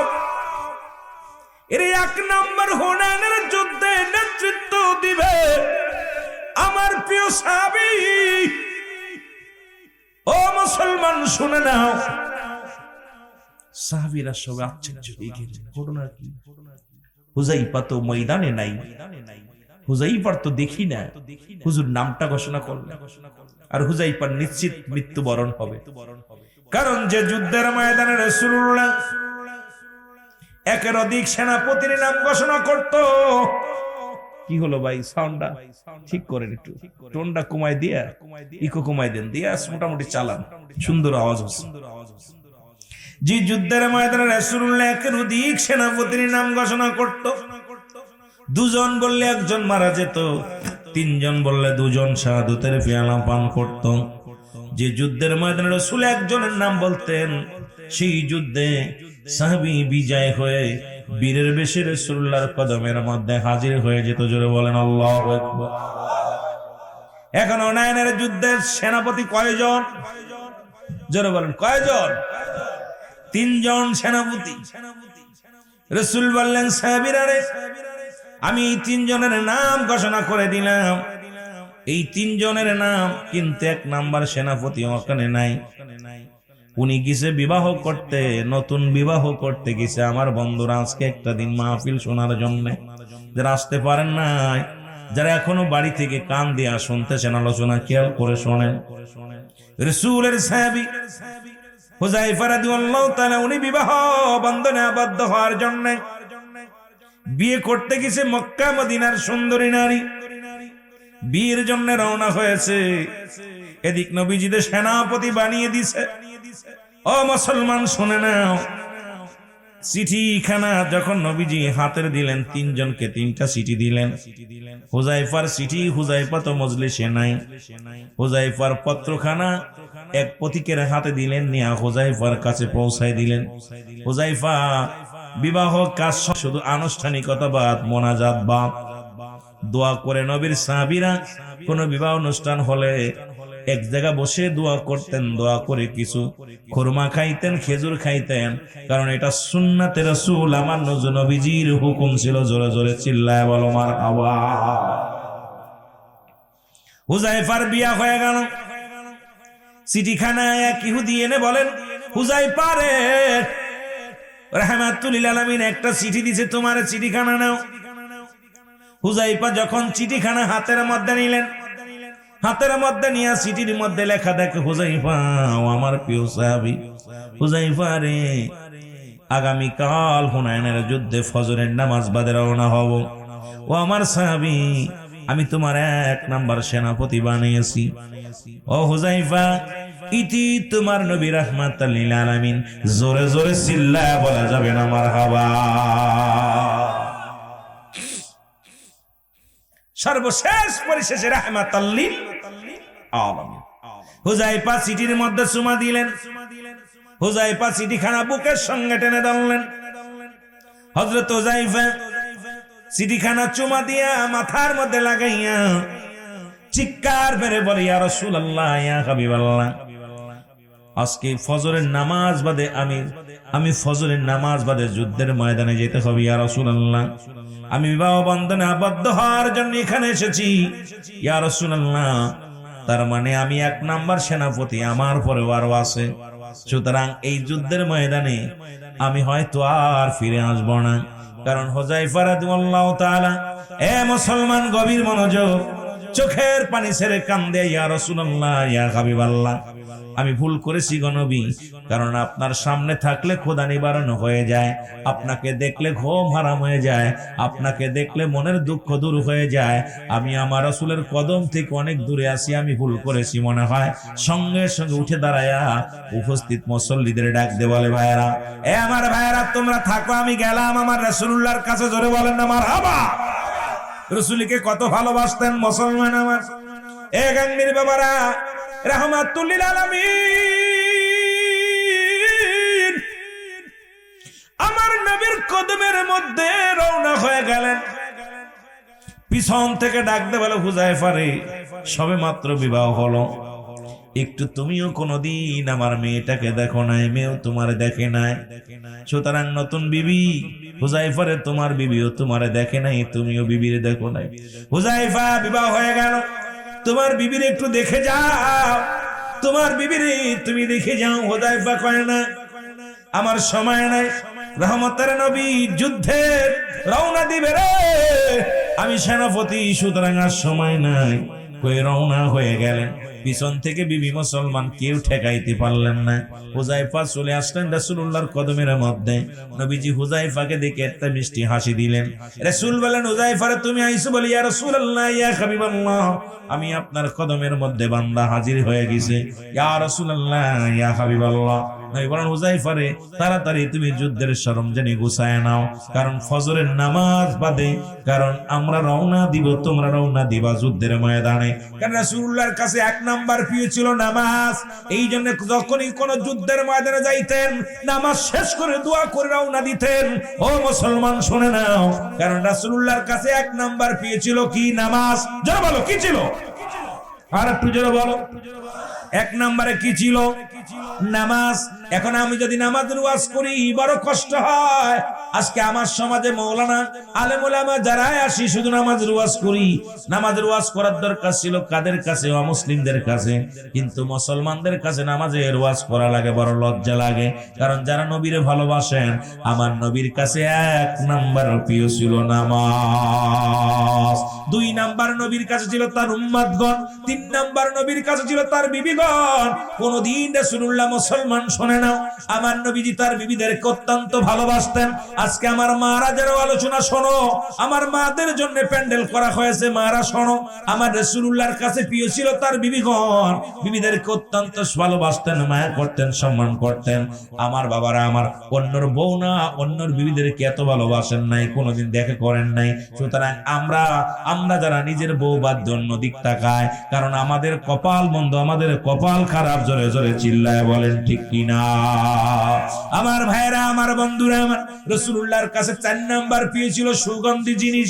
আমরা এখন বিড়ি সিগারেট নিয়ে ব্যস্ত, গাঁজা নিয়ে ব্যস্ত, ইয়াবা নিয়ে ব্যস্ত, মদের বোতল নিয়ে ব্যস্ত। কিন্তু রাসূলুল্লাহর যদি প্রিয় পাত্র হতে হয়, নবীর উম্মত বলে যদি আপনাদের দাবি করতে হয়, এই 4টা জিনিস আমাদের ভালোবাসার দরকার। যেহেতু কালেমা পড়েছেন, কালেমা পড়ার সঙ্গে সঙ্গে নামাজ বাধ্যতামূলক। নামাজ কাফের এবং মুসলমানদের মধ্যে পার্থক্য। মুসলমান নামাজ পড়ে, কাফেররা নামাজ ছেড়ে দেয়। 1 ওয়াক্ত নামাজ কাজা দিলে 80 খুতবা পরিমাণ জাহান্নাম। যার 1 খুতবা পরিমাণ হলো 2,88,00,000 বছর। আপনার জীবন থেকে কত নামাজ ছুটে যায়। এই নামাজের হিসাব যদি রব্বে কারীম ধরে, আমার মন বলে জাহান্নাম ছাড়া জান্নাতে যাওয়া সম্ভব নয়। ঠিক কি না? নামাজ রাসূলুল্লাহর কাছে 1 নাম্বার প্রিয় ছিল কি? জোরে বলেন না, কি ছিল আপনাদের কাছে? খালি মোবাইল, ইন্টারনেট। আগের যুগের মানুষ মেহমান বাড়ি বেড়াইতে আলি যায় নামাজ খুঁজতো, যায় নামাজ কত বাবা যায় নামাজ দাও, বদনা দাও, অজু করবো। আর এখন বাড়িতে গেলে মোবাইল চার্জার খোঁজে, কয় ওয়াইফাই আছে নাকি, ওয়াইফাই দাও, আর হলো ব্যাটারি চার্জ, ব্যাটারি নাই, তাড়াতাড়ি চার্জার আছে, চার্জার আছে, কি তো কুত্তা কয় ব্যাটারি চার্জ নাই, মোবাইলে চার্জ নাই। এখন আর যায় নামাজ খোঁজে না, দুঃখ। আরে মুসলমান, এভাবে তো দিন যাবে না আপনার আমার, এভাবে দিন যাবে, ফুরিয়ে যাবে, জোরে বলেন ঠিক কিনা। আরে মানুষ শুধু বেহুশ দুনিয়ার পিছে, কি জবাব দিবি রে তুই আল্লাহর কাছে, কি জবাব দিবি রে তুই আল্লাহর কাছে। বলেন ওরে মানুষ শুধু বেহুশ, ওরে মানুষ দুনিয়ার পিছে, কি জবাব দিবি রে তুই আল্লাহর কাছে। বলো কি জবাব দিবি রে তুই আল্লাহ। সাদের রং তামাশা করে দিন গেলে সব ফুরায়, আসিবে কবরের জিন্দেগি যে, আসিবে কবরের জিন্দেগি যে, কি উপায় হবে। আরে মানুষ শুধু বেহুশ, আরে মানুষ শুধু বেহুশ দুনিয়ার পিছে, কি জবাব দিবি রে তুই আল্লাহর কাছে। বলো কি জবাব দিবি রে তুই আল্লাহ। আহা, রাসূল বলছে বাল্লুফা কেলাফ, এই দুনিয়াটা পচা দুর্গন্ধ মরি। মানুষের চরিত্র হলো কুকুরের চরিত্র। কুকুর যেমন মরি পাইলে খুশি হয়, শেষ জামানার মানুষগুলো সম্পদ পাইলে খুশি হবে, অর্থ পাইলে খুশি হবে, যেন বলেন ঠিক কিনা। তার মধ্যে একটা প্রমাণ করে দেখলাম এবার, তিরমিজি শরীফের 3952 নম্বর হাদিস। রাসূল বলছে আমি দেখতেছি অচিরেই আমার উম্মতের মধ্যে একদল মূর্তি পূজারি হবে, পূজা করবে, আর একদলকে উৎসাহিত করবে। এই বছরে দেখতে পাইলাম আমার দেশের অনেক দাড়িওয়ালা, টুপিওয়ালা, অনেক বাবারা তারা মূর্তির সামনে করে পূজা করতেছে, মন্দিরে যায়। মৌলভী সাহেব, তিরমিজি শরীফের হাদিস 3952 নম্বর হাদিস নাম্বার লেখেন। রাসূল বলে গেছে আমার উম্মতের মধ্যে একদল তারা মূর্তি পূজা করবে, অন্যকে উৎসাহিত করবে। এখন কুরআনুল কারীমের মধ্যে সূরা তাওবা 6 নম্বর আয়াত, কথা বুঝেননি? ভালো করে জেনে নেন। এটা আল্লাহ বলতেছেন, হাবিব আপনার কদমের মধ্যে যদি কোনো অমুসলিম যায়, সর্বপ্রথম তাদের বসতে দেন, তাদেরকে সাহায্য চাইলে সাহায্য দেন, নিরাপত্তা চাইলে নিরাপত্তা দেন, নিরাপদ স্থানে পৌঁছা দিতে হলে পৌঁছায় দেন। ঘোষণা হলো আল্লাহর, কিন্তু তারা তো সাহায্য চায় না আমাদের আপনার কাছে, কিন্তু তাদের সামনে যায়া তারা আবার পত্রিকায় লিখছে, তারা বলতেছে আমরা তো আপনাদের মসজিদ পাহারা দিতে পারেন না, আমাদের কি পাহারা দেন। তাহলে আমাদের দেশে দেখতেছি বর্তমান ইমানের চাইতে ভোটের দাম বেশি, জোরে বলেন ঠিক কিনা। ইমানের চাইতে রাগ করেননি, আবার রাগ করেন। রুহুল আমিন সিদ্দিকের জবান দিয়ে ভাবে চলবে, ভয় পেয়ে রুহুল আমিন ওয়াজ করে না, কারো তেল মেরে ওয়াজ করা শিখি নাই, কারণ কাউকে তেল মারা শিখি নাই। ক্ষমতার লোভে কুল্লু মান আলাইহা ফান, সব শেষ করে দিবে কে? আল্লাহ। কিসের এত বাবা বাপ, কিসের এত জমিদারি, কিসের এত লোভ? ফিরাউন, নমরুদ, কারণ যারা খুদাই পেয়েছিল, কি পেয়েছিল? তারা দুনিয়ার মধ্যে সম্পদের পাহাড় করেছিল, তারা খুদাই দাবি করেছিল, যেন বলেন ঠিক কিনা। আছে, টিকে আছে নাই? কিন্তু আমি দেখলাম এই বছরে যে আমাদের দেশের কিছু মৌলবীরা ইমানের চাইতে ভোটের দামকে মূল্যায়ন বেশি করছে। আমি আশ্চর্য হয়ে গেলাম, এগুলো কিসের ভাব? সম্পূর্ণ এটা মুসিবাতের জামানা, কিয়ামতের লক্ষণ। মানুষগুলো রাসূল আসছে মন্দির ভাঙ্গার জন্য, মূর্তি ভাঙ্গার জন্য, আর আমরা মৌলবীরা মূর্তি পাহারা দিচ্ছি। আপনাদের কি বলবো, আপনাদেরকে বলতে পারি না, মাঝে কষ্ট লাগে, ভিতরটা কষ্ট লাগে বলে বলতেছি। আমরা সাধারণ পাবলিককে কি বলবো? আমি কন্ট্রোল না হই, আমি নিজে এই অন্যায় করতেছি, আপনাদেরকে কি বলবো? দুঃখ লাগে। আবার তাফসীর মাহফিল করতেছি, বড় বড় ইসালে সব করতেছি, বড় বড় মাহফিল করতেছি, মজবা করতেছি। আমরা আপনাদের রাহবার, আমরা যদি কন্ট্রোল না হই, আমরা যদি হেদায়েতের মধ্যে না থাকি, আপনাদেরকে হেদায়েতের বাণীকে শোনাবে, জোরে বলেন ঠিক কিনা। আওয়াজ জোর নেই। মৌলানা ভাই, আপনার এলাকার মানুষ মনে কষ্ট পাচ্ছে, কষ্ট পাচ্ছেন? কোন জামানা আসছে? নবীজি বলছেন এমন একটা জামানা আসবে, এই জামানার মানুষগুলো মানুষকে মারবে। যে মারবে তাকে জিগাইবেন আপনি কেন মারতেছেন? কয় জানি না। যারে মারতেছে ওরে জিগাইবেন, ও কয় আমি, তুই তোরে মারলো কেন? কয় আমি জানি না। ঠিক সেই জামানা আসছে, প্রতিনিয়ত খুন খারাপি, হত্যা। ও মৌলবীরা, প্রতিনিয়ত আপনাকে আমি মারতেছি, ভাইরে মারতেছি। আমার জিজ্ঞেস ভাই ওরে মারলেন কেন? আমি বলতে পারি না। ওনার জিজ্ঞাসা আপনার মারলো কেন? তা তো জানি না। কেন উনি নিজেও জানেন আমার অপরাধ কি, আর আমি নিজেও জানি না ওরে কেন মারতেছে। অবস্থা দেখছেন? গত পরশুদিনকে দেখছেন আপনার ঢাকাতে একটা খুন হয়েছে। তো খুনিকে ধরা খুন কিছুক্ষণ পরে হয়েছে, মরছে কিছুক্ষণ পরে। তা ওই যাকে ধরছে ধরে হ্যান্ডকাপ পরে পুলিশ করে মারলি কেন? আমি বলতে পারি না, জজবাই মারছে। কিসের জজবা? কয় বুঝতেছি না। যে মারছে ওরে নিয়ে কয় তোরে মারলো কেন? আমি তো কিছু জানি না। কয় তোরে কি অন্যায় করি? আমি কিছু জানি না। তার মানে আর বুঝতে বাকি নাই, রাসূলের সব কথাগুলো ফংখানে ফংখানে হক করে পালন হচ্ছে, শুরু হয়ে গেছে। এটা সম্পূর্ণ মুসিবতের জামানা, বিপদের জামানা, গজবের জামানা। ওয়াজ নসিহত এত হচ্ছে, ইমানের পরিবর্তন নাই। মসজিদ চাকচিক্কা হয়েছে, মুসল্লি বাড়ে নাই। মুসল্লি বাড়ছে, ইমান বাড়ে নাই। আগে ছিল মসজিদ কাঁচা, ইমান ছিল পাকা। এখন মসজিদ হয়েছে পাকা, ইমান একেবারে ফাঁকা। জোরে বলেন ঠিক কিনা? শেষ। আমরা বক্তারা পকেট ভরে টাকা নিয়ে বাড়ি গাড়ি করতেছি। আহা কি ব্যবসা, জমজমাট ব্যবসা। এই ব্যবসা বিনা পুঁজির ব্যবসা। টাকা দিয়ে লক্ষ লক্ষ টাকা মানুষের পকেট কেটে নিয়ে যাচ্ছি, কিন্তু মানুষকে কি দিয়ে যাচ্ছি? আপনাদেরকে দিয়ে যাচ্ছি হিংসা, আপনাদেরকে দিয়ে যাচ্ছি মিথ্যা তহমত, আপনাদেরকে দিয়ে যাচ্ছি মিথ্যা ফতোয়া, আপনাদেরকে দিয়ে যাচ্ছি বিভ্রান্তিমূলক কথা, আপনাদেরকে দিয়ে যাচ্ছি আপনার সমাজ নষ্ট করার যে মূল, এগুলো আমরা দিয়ে যাচ্ছি। আল্লাহর দরবারে কি জবাব দিবেন? জবাব দিতে পারবেন না। জোরে বলেন ঠিক কিনা? আল্লাহ বলেন এদের জন্য আমি আল্লাহ রেখে দিলাম দাতুলিল কাফিরিন।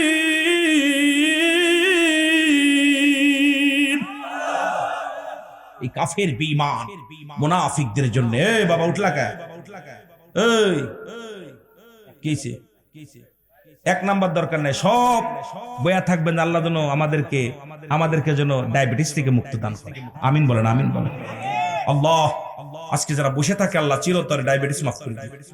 এই যত কষ্ট করে বয়া থাকবে, আর হয়তো ঘন্টানেক আলোচনা করবো, বেশি জোরে করলেও 1 ঘন্টা করবো না, হয়তো তার কম করবো। আর যদি সময় যদি আপনাদের কষ্ট হয় ছেড়ে দিবেন ইনশাল্লাহ। কষ্ট হচ্ছে আপনাদের? কষ্ট হচ্ছে? কষ্ট হলে ছেড়ে দিব, আল্লাহ বাঁচায়। আমি কাউকে কষ্ট দিয়ে ওয়াজ করবো না, কষ্ট দিয়া। কারণ আলোচনা কোরআনের একটা আয়াতের ব্যাখ্যা বিশ্লেষণ করতে গেলে সময় লাগবে, অনেক আলোচনা। এত বড়ি আলোচনা করে লাভ নাই। কোরআন একটা আয়াত, ওই বা বিসমিল্লাহর বা আর সূরা নাসের সিন, বাস যথেষ্ট। এই 2টা হরফের উচ্চারণ, 2টা হরফের ওয়াজ করলেই রাত শেষ। এত লাগে নাকি? এর প্রেক্ষাপট, শানে নজুল, এর আপনার মাজদার সিগা দিয়ে আগর বিস্তারিত এর আলোচনা খুলে প্রেক্ষাপটটা আলোচনা করলে হলো। কেন পাঠাইলেন? কেন? এই কেনর জবাব দিতে গেলেই সারা রাত আলোচনা শেষ হয়ে যাবে। আমার বাজানেরা এত লাগে না, কিন্তু আমরা কি করতেছি? আমাদের পক্ষে যেগুলো আয়াত, এগুলো টেনে টেনে বাইসা।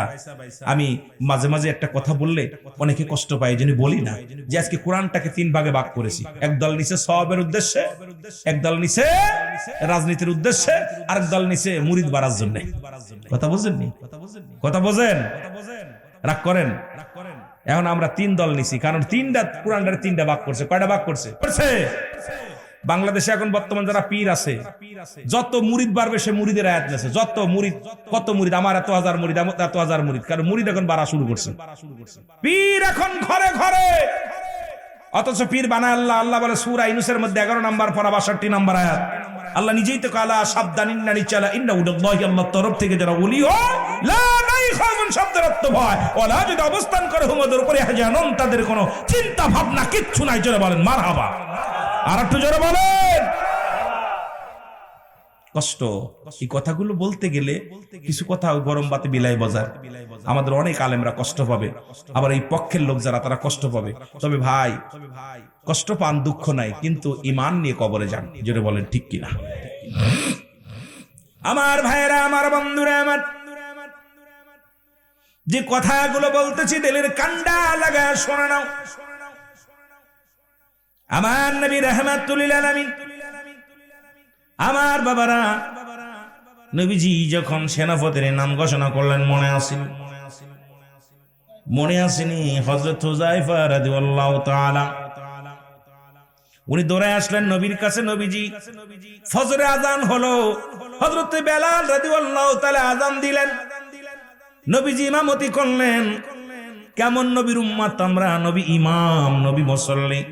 কারণ আমার নবী নামাজের প্রতি এত গুরুত্ব দিতেন। নবীজি নামাজের প্রতি খুব গুরুত্ব ছিলেন। নবী সাহাবীদেরকে নামাজের জন্য উৎসাহিত করেছেন। নবী নামাজের জন্য আমার নবীজি কত কষ্ট করেছে। সেই নবীর উম্মত হয়ে যখন নামাজ ছেড়ে দিবেন, নবীজি কষ্ট পাবে, আমার রব্বে কারিমও কষ্ট পাবে। বান্দারে জাহান্নামে যখন ঢুকাইবে, বান্দার আদর করে, বান্দারে তোরে আদর করে পৃথিবীর মধ্যে আসমান যেমনি বানাইলো, জমিন যেমনি বানাইলো, ফেরেশতার যেমনি বানাইলো, আল্লাহ কয় বান্দারে পৃথিবীর মধ্যে আমি জমিনটারে যেমনি বানাইলাম এমনি তোরে বানাই নাই, যেমনি আসমান বানাইলাম এমনি তোরে বানাই নাই। এ বান্দা, পৃথিবীর মধ্যে আমার নিকটবর্তী ফেরেশতা তাদেরকে আমি যেমনি বানাইলাম এমনি তোরে বানাই নাই। আমি তোরে বানাইছি আমি রব্বে কারীম আমার কুদরতি হাত মোবারক দিয়ে বান্দারে বানাইছি। আর তো রব্বুল আলামিন এত আদর করে, এত ভালোবেসে এই বান্দা বান্দিরে বানাইছে। সেই বান্দা বান্দি জাহান্নামে গেলে আমার মাওলাও কষ্ট পাবে। জোরে বলেন ঠিক কিনা? আমার বন্ধুগণ, আমার হযরত হুযায়ফা কি করলেন? আমার নবীজি নামাজ শেষ করলেন। হঠাৎ করে একটা পত্র আসলেন, 3টা পত্র আসলেন পরপর। প্রথম চিঠির মধ্যে লেখা আছে, ও আমার স্বামী। হুযায়ফার হাতে চিঠিখানা আসলেন, ও আমার স্বামী, আমি জানি নির্ঘাত আপনি শাহাদাতের পেয়ালা পান করবেন। কারণ আমার আগে ইতিপূর্বে আমরা দেখেছি যে যুদ্ধের ময়দানে রাসূল সেনাপতি একের অধিক বলেছে, সবাই শাহাদাতের পেয়ালা পান করেছে। সুতরাং আমার স্বামী, আপনি নির্ঘাত আপনি শাহাদাতের পেয়ালা পান করবেন। আমি মক্কা মদিনা আরবের সুন্দরী নারী, ও আমার স্বামী, সবে মাত্র বিয়া হলো, আমিও আপনাকে দেখি নাই, আপনিও আমার দেখেন নাই। আমি কি নিয়ে, আপনার স্মৃতি নিয়ে কি লয়ে বাঁচবো স্বামী রে? ওই মুসিবতের দিনে কি লই আপনার আমি কেমনে চেনবো? একটু ধরা আপনার কাছে অনুরোধ করি, একটা নজর আসেন, আমি আপনাকে প্রাণ ভরে দেখবো, আমি আপনাকে প্রাণ ভরে দুনয়ন ভরে দেখবো আমার স্বামী। চিঠিখানার মধ্যে হুযায়ফা লিখে দিলেন, বিবি রে, পৃথিবীর সবচাইতে দামি জায়গা হলো আমার নবী রাহমাতুল লিল আলামিনের চরণ মোবারক, আমার নবীজির কদম মোবারক। বিবি রে, ও বিবি, আমারে তুমি মাফ করে দিও, আমি যেতে পারবো না, কারণ আমি আমার রাসূলুল্লাহর কদমের মধ্যে আছি। সুতরাং আমার নবীর কদম থেকে আমি যাওয়া সম্ভব না।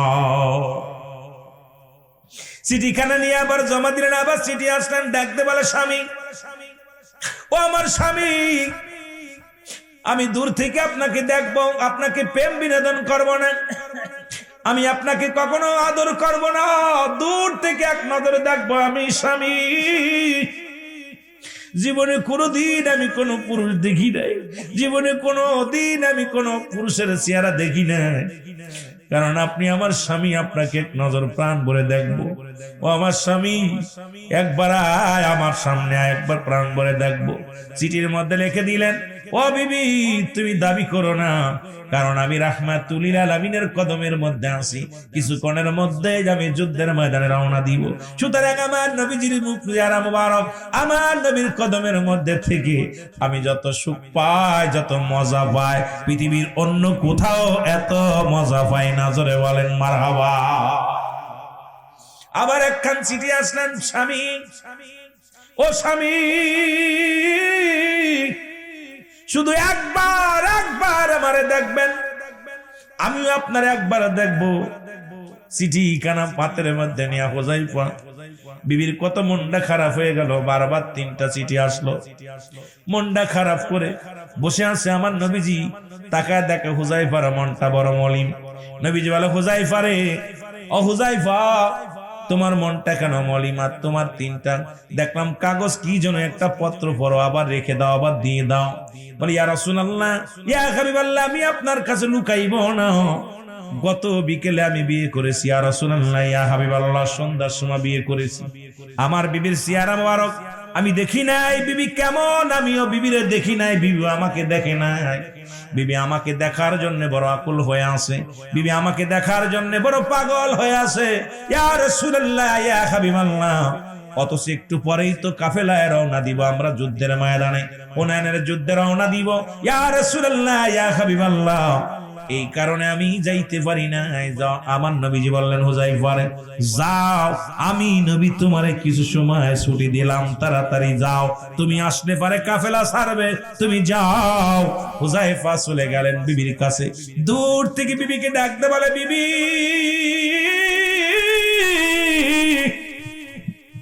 বিবি রে, ও বিবি, তুমি আমারে দেখে নাও, তুমি আমারে প্রাণ ভরে দেখে নাও।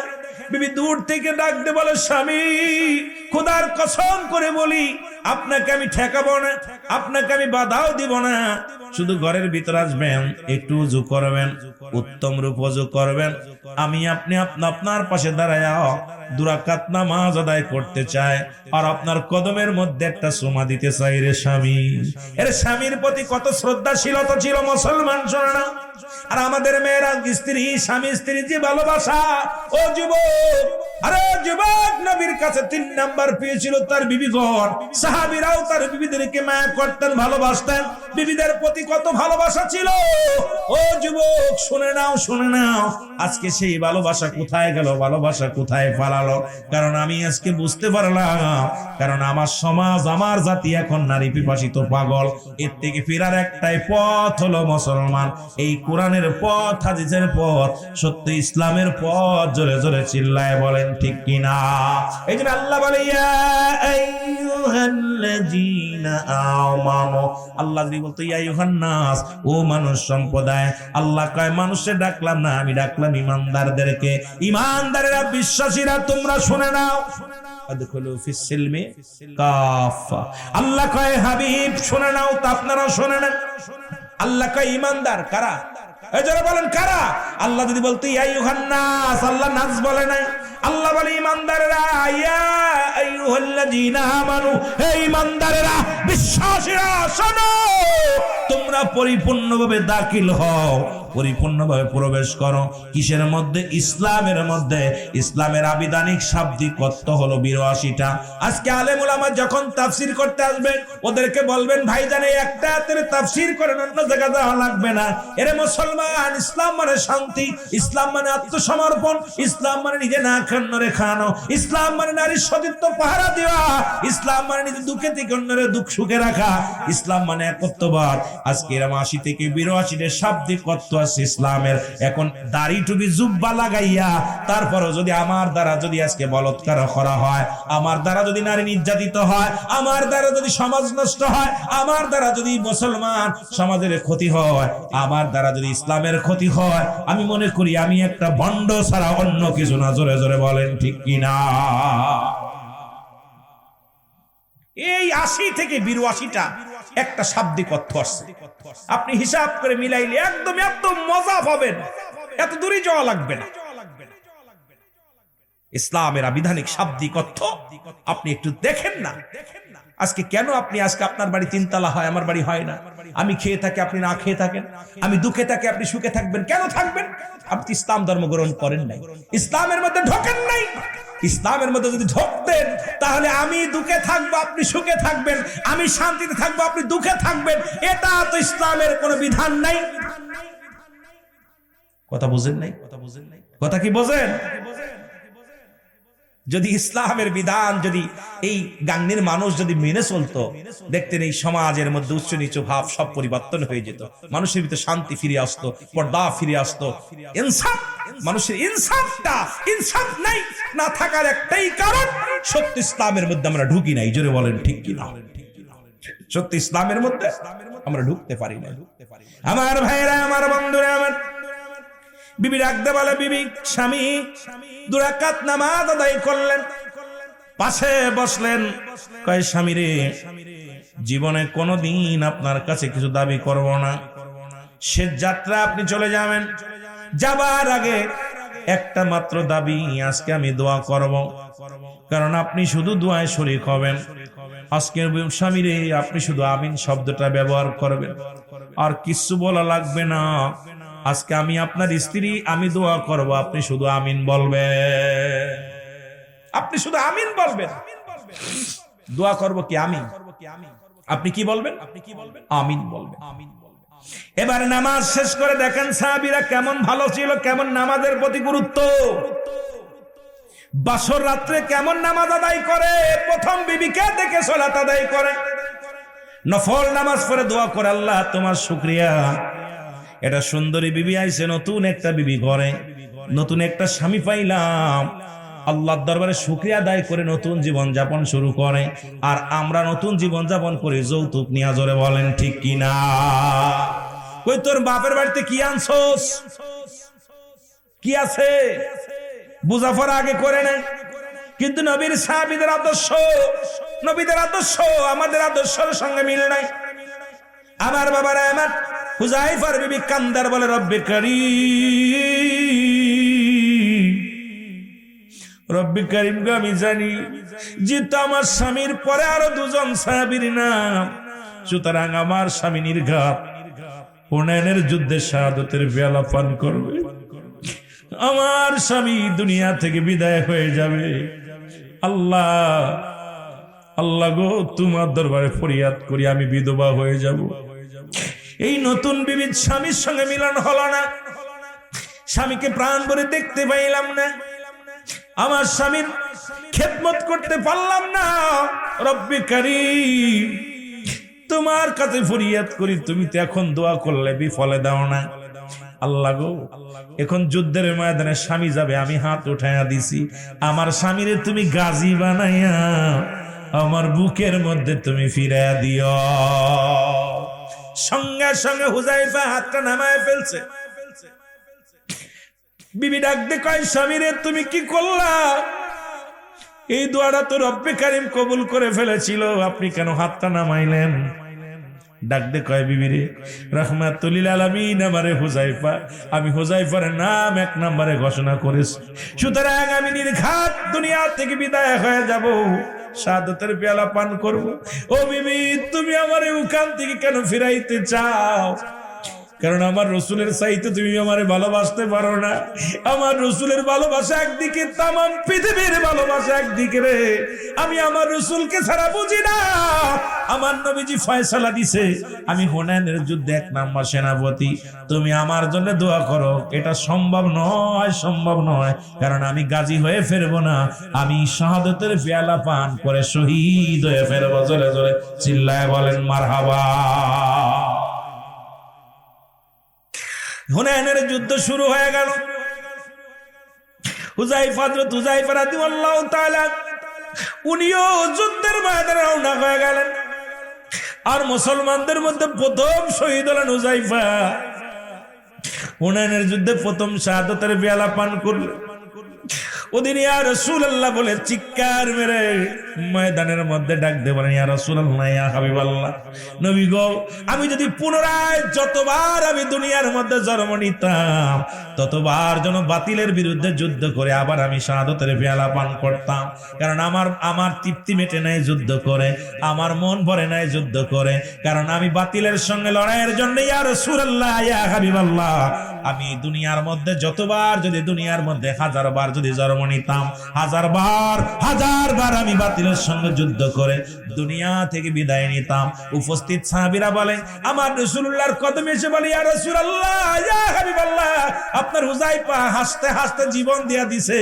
ইয়া রাসূলুল্লাহ, ইয়া হাবিবাল্লাহ, আমার নবী চোখের পানিগুলো ছেড়ে বলে, আমার সাহাবীরা রে, এই দুনিয়ার সুন্দরী বিবি দুনিয়ার কোন লোভ লালসায় আমার হুযায়ফাকে ফিরাইতে পারে নাই।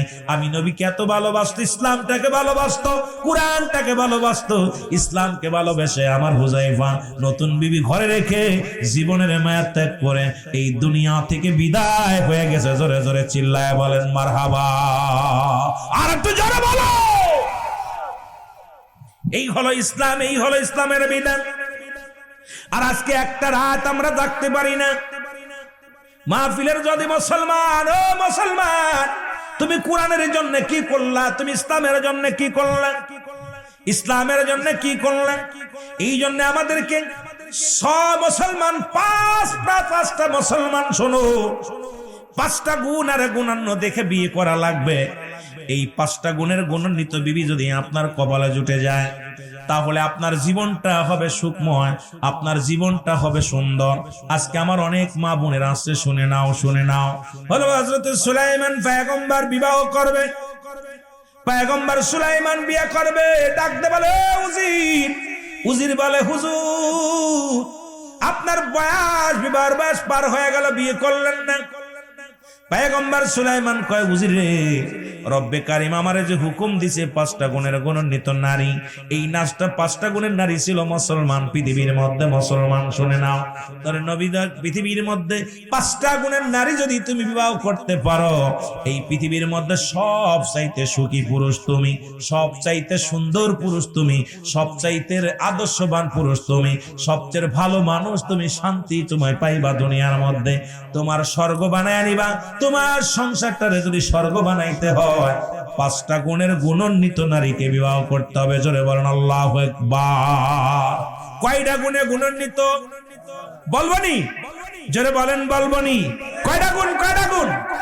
এখন আমার মা বোনেরা যারা আছে শুনে নাও, এই 5টা গুণ যাদের মধ্যে নাই, এদের মতো কপাল পোড়া মা, এদের মতো বোনেরা পৃথিবীর মধ্যে নাই। তার মধ্যে 1 নাম্বার হলো 5 গুণের গুণান্বিত 1 নাম্বার হলো সতীত্ব, আমানতদারি। জোরে বলা যাবে না মারহাবা? আর একটু জোরে বলেন মারহাবা। রাসূল বলছে 2টা জিনিস যে ব্যক্তি আমার কাছে হেফাজত করতে পারবে, আমি নবী তার হাত ধরে জান্নাতে নিয়ে যাব। তার মধ্যে 2 পায়ের মধ্যে বস্তু, একটা স্ত্রীলিঙ্গ, একটা হলো পুরুষ লিঙ্গ, আর একটা হলো 2 গালের মধ্যে বস্তু। এই 2টা জিনিস যে ব্যক্তি হেফাজত করতে পারবে, আমি রাসূল ওয়াদা করলাম, আমি রাসূল কথা দিলাম, একে হাত ধরে জান্নাতে নিয়ে যাব। জোরে বলেন মারহাবা। কি মজার বিষয়! রাসূলুল্লাহ কি ভাই ওয়াদা করেছে না? নবীজি ওয়াদা করছে যে আমি হাত ধরে জান্নাতে নিয়ে যাব। রাসূলুল্লাহর সঙ্গে জান্নাতে যেতে চান? কে কে চান একটু হাত তোলেন। নারে তাকবীর, নারে রিসালাত। আমিন বলেন, আমিন বলেন। আমার ভাইরা, আমার বন্ধুরা, গভীর মনোযোগ। 1 নাম্বার হলো আমানত, সতীত্বর আমানতদারি। সতীত্বর, যারা বলে সতীত্বর আমানতদারি। আজকে আমার দেশে এই নারীগুলো পাওয়া বড় দুরস্কার। খালাতো ভাই, মামাতো ভাই, ফুফাতো ভাই, জ্যাঠাতো ভাই সর্বনাশ করে দিল। ও যুবক, ও যুবতী মা বোনেরা শুনে নাও, একটু ভালো করে শুনে নাও। তোমার স্বাস্থ্য ভাইয়ের চেহারা দেখা হারাম, তোমার ফুফাতো ভাইয়ের চেহারা দেখা হারাম, খালাতো ভাইয়ের চেহারা দেখা হারাম, মামাতো ভাইয়ের চেহারা দেখা হারাম।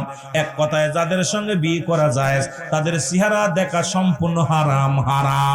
আজকে দেখা যায় খালাতো ভাইয়ের হাত ধরে করো, মামাতো ভাইয়ের হাত ধরে করো, জ্যাঠাতো ভাইয়ের হাত ধরে করো। আরে এদের দেখা দিয়ায় হারাম। এই ওয়াজগুলো কেন করি না আলেমরা? আজকে এই ওয়াজগুলো বেশি বেশি করার দরকার, কারণ সমাজ বাঁচানোর দরকার, জাতিকে বাঁচানোর দরকার, যুব সমাজকে বাঁচানোর দরকার। আজকে যুব সমাজ এত কষ্ট করে মাহফিল দিল, মাহফিল দিয়ে কি পাইলো? তাদেরকে কিছু সান্ত্বনা দিয়ে যাও, তাদেরকে কিছু সান্ত্বনার বাণী শোনায় যাও, যা তারা নিজেরাও বাঁচতে পারো, যুব সমাজও যেন বাঁচতে পারে। জোরে জোরে চিল্লায় বলেন ঠিক কিনা? খালাতো ভাই, মামাতো ভাই, ফুফাতো ভাই, এগুলো দেখা কি জায়েজ? কথা বলেন জায়েজ? কয়টা বাড়িতে আছে? আমার বাড়ি, আমি হুজুর মানুষ, আমার বাড়ি নাই তা আপনারা কি বলবো? এই জন্যই বলি হুজুরদের দাওয়াত দেওয়ার সময় বাড়ি যাবেন, মৌলবীদের দাওয়াত দেওয়ার সময় বাড়ি যাবেন, বাড়িতে দেখবেন ওর বাড়ি টেলিভিশন আছে কিনা, ওর বাড়ি মেয়েরা বেপর্দা আছে কিনা, আশপাশে খবর নিবেন হুজুরির অবস্থা কি। কারণ খবর এখন এই মিডিয়া দেখা খালি মোবাইল দেখে ভুলে যায় না, ভাইরাল দেখে দাওয়াত দিতেছেন, হুজুরির বউ আর একজনের লোক গল্প করে। কথা বলছেন ঠিক কিনা? অধিকাংশ হুজুরের বউ নিজেই মার্কেট করে। ওই মৌলানা রাগ করেন নাকি ভাই? আমার অনেক বক্তা আমারে মাঝে মাঝে থ্রেট দেয়, কয় রুহুল আমিন সাহেব তোর মুখে আটে না, এগুলো এত কথা বলিস কেন? আমি কে রাত দে কেন? আলেমরে দাওয়াত দিতে গেলে আগে বাড়ি যাবেন, ওর বিবি পর্দা আছে কিনা, ওর ভাই বোন পর্দাশীলতা মানে কিনা, পর্দার বিধান মানে কিনা খবর নেবেন। একজন ব্যবসায়ী বক্তা দিয়ে ওয়াজ করায় লাভ নাই, আমাদেরকে আদর্শবান আমলদারি বক্তার দরকার। জোরে বলেন ঠিক কিনা? আজকে অধিকাংশ বক্তার বাড়ি মেয়ে বেপর্দায় চলে, মেয়ে দাউস ছেলে দাউস। পাবনায় সেদিকে ওয়াজ করতে গেছি, বড় বক্তা, ছেলের দাড়ি কেটে সিগারেট টেনে বয়ে বয়ে, আবার কয় হুজুর উনি মাল খায়। দুই মেয়ে দুটেই আসছে আমার সাথে দেখা করার জন্য। হুজুর আমার সাথে দেখা করে আমি করবো স্বামী নাকি? মারার সাপ। হুজুর বেয়াদবি মাফ করবেন, আপনার দেখার খুব শখ, আমার মেয়েরা খুব পাগল। আমি মেয়েরা পাগল তাই না?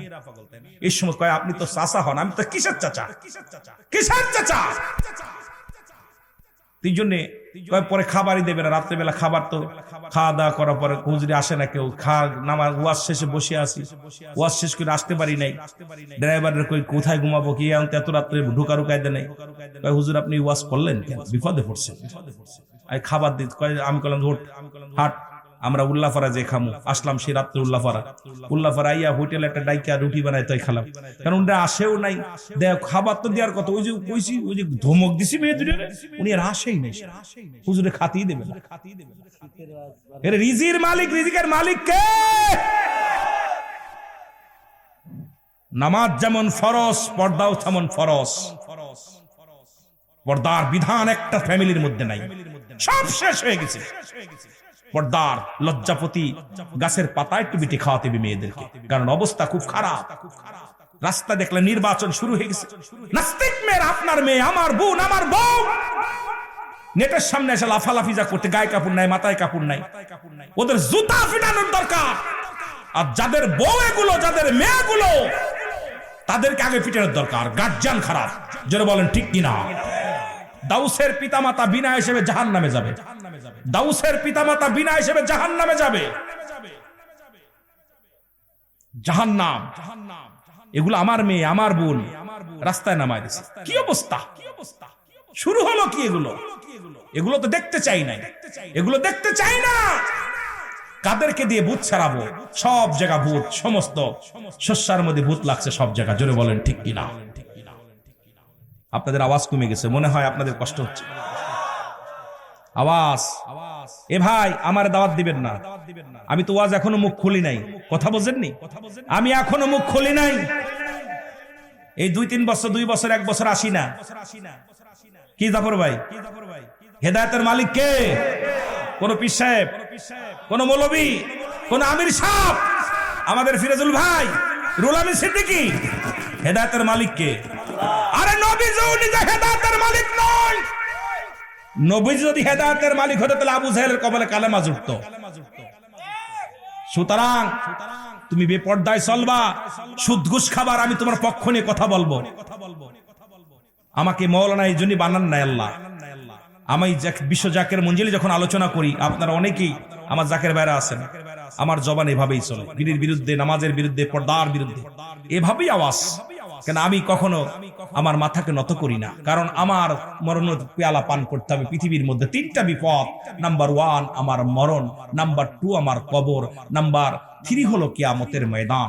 আমার যদি কেউ বলতো যে তোর কবরে তোর মরণ যন্ত্রণা তোর আর হবে না, তাহলে অন্যায় করতাম। যদি কোনো ব্যক্তি বলতো যে কবরে সল জবাবের জব আমি তোর করে দিব, তাহলে অন্যায় করতাম। আমার তো মন চায় আনন্দ ফুর্তি করতে, কিন্তু যখনই দেখি কবরে সল জবাবের জব দিতে হবে, তখন আর মন চায় না ওদিকে ফিরে। আমি তো তোমাদের মতো যুবক ছিলাম, কারণ আমার তো মন চায়, কিন্তু এগুলো ছেড়ে দে বাজান, ছেড়ে দে, সব ছেড়ে চলে যেতে হবে অন্ধকার কবর। কার জন্য সুদ খাও, কার জন্য ঘুষ খাও, কার জন্য জিনা করো, কার জন্য ব্যভিচার করো?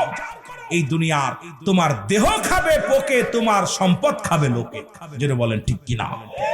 সম্পদের পাহাড় গড়ছো, এগুলো কৃষি খাবে, পোকা মানুষে খাবে, মানুষে খাবে, আর দেহটা খাবে পোকামাকড়ে। এই জন্য আমার আপনার দেহটা যদি সুন্দর না হয়, এই দেহটা যদি পবিত্র না হয়, দেহটা যদি আপনার আত্মশুদ্ধি, এই জন্য অ্যারিস্টটল, সক্রেটিস উনি বই লিখে বলেন, নো দাইসেল, নিজেকে নিজে চিনতে হবে, নিজের নফসকে চিনতে হবে, কলবুস সালিম, আত্মাটাকে প্রসিদ্ধ করতে হবে।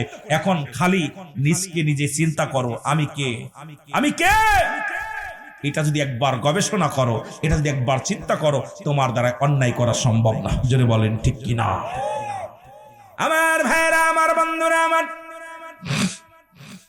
বলতেছিলাম 5টা গুণের গুণান্বিত 1 নাম্বার গুণ হলো, 1 নাম্বার গুণ হলো মুসলমান সতীর্থ আমানতদারি। দুই নাম্বার হলো পর্দাশীলতা নারী, কারণ পর্দাও যেমন ফরজ, নামাজও তেমনি ফরজ। দুই নাম্বার নারীগুলো হবে পর্দাশীলতা নারী।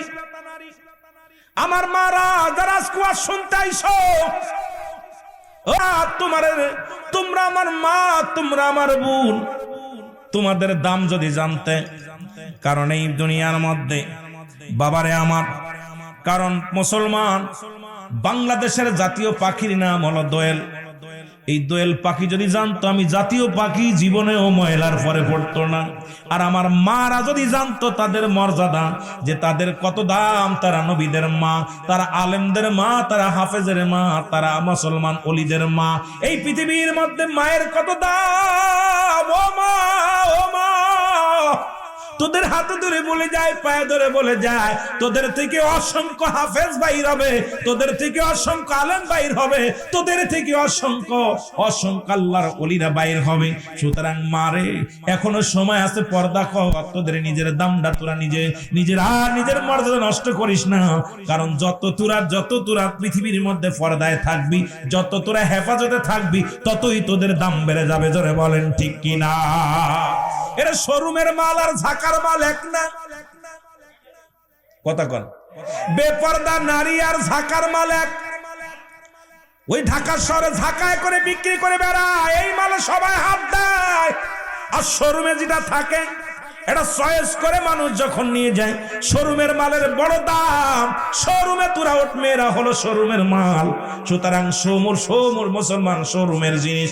এটা যত তোরা নিজেরে গুছিয়ে রাখবি, যত পর্দায় থাকবি, যত দুনিয়ার মধ্যে হেফাজত নিজেকে কন্ট্রোল করে রাখবি, ততই তোদের দাম বাড়বে, ততই তোদের মর্যাদা বাড়বে। আর ওই স্যান্ডেল জুতার মতো যে ঝাঁকায় উঠে যাস, জীবনে তোর বাপ মা যৌতুক দেয়া লাগবে, তোদের বংশ থেকে দাউস বাইর হবে, তোদের বংশ থেকে নাস্তিক বাইর হবে। কারণ এই দুনিয়ার মধ্যে তোদের দাম নিজেরাই নষ্ট করলি। এই জন্য আমি বলবো মা, ও মা, আজ থেকে শোরুমের মাল হয়ে যাও, কারণ তোমাদের দাম মর্যাদা বেড়ে যাবে। জোরে বলেন ঠিক কিনা? শোরুমে ওঠো। শোরুমটা যেটা মানুষ কত সুন্দর কাজ দিয়ে ঘিরে রাখে, কত সুন্দর। এটা একটা শোরুম করতে কত ভালো। দেখছেন শোরুমে গেছেন, মালামাল কিনতে যান নাই, দেখছেন? আর ফুটপাতে কিনছেন, দেখছেন অবস্থা, ধুলাবালি পড়ি অবস্থা খারাপ।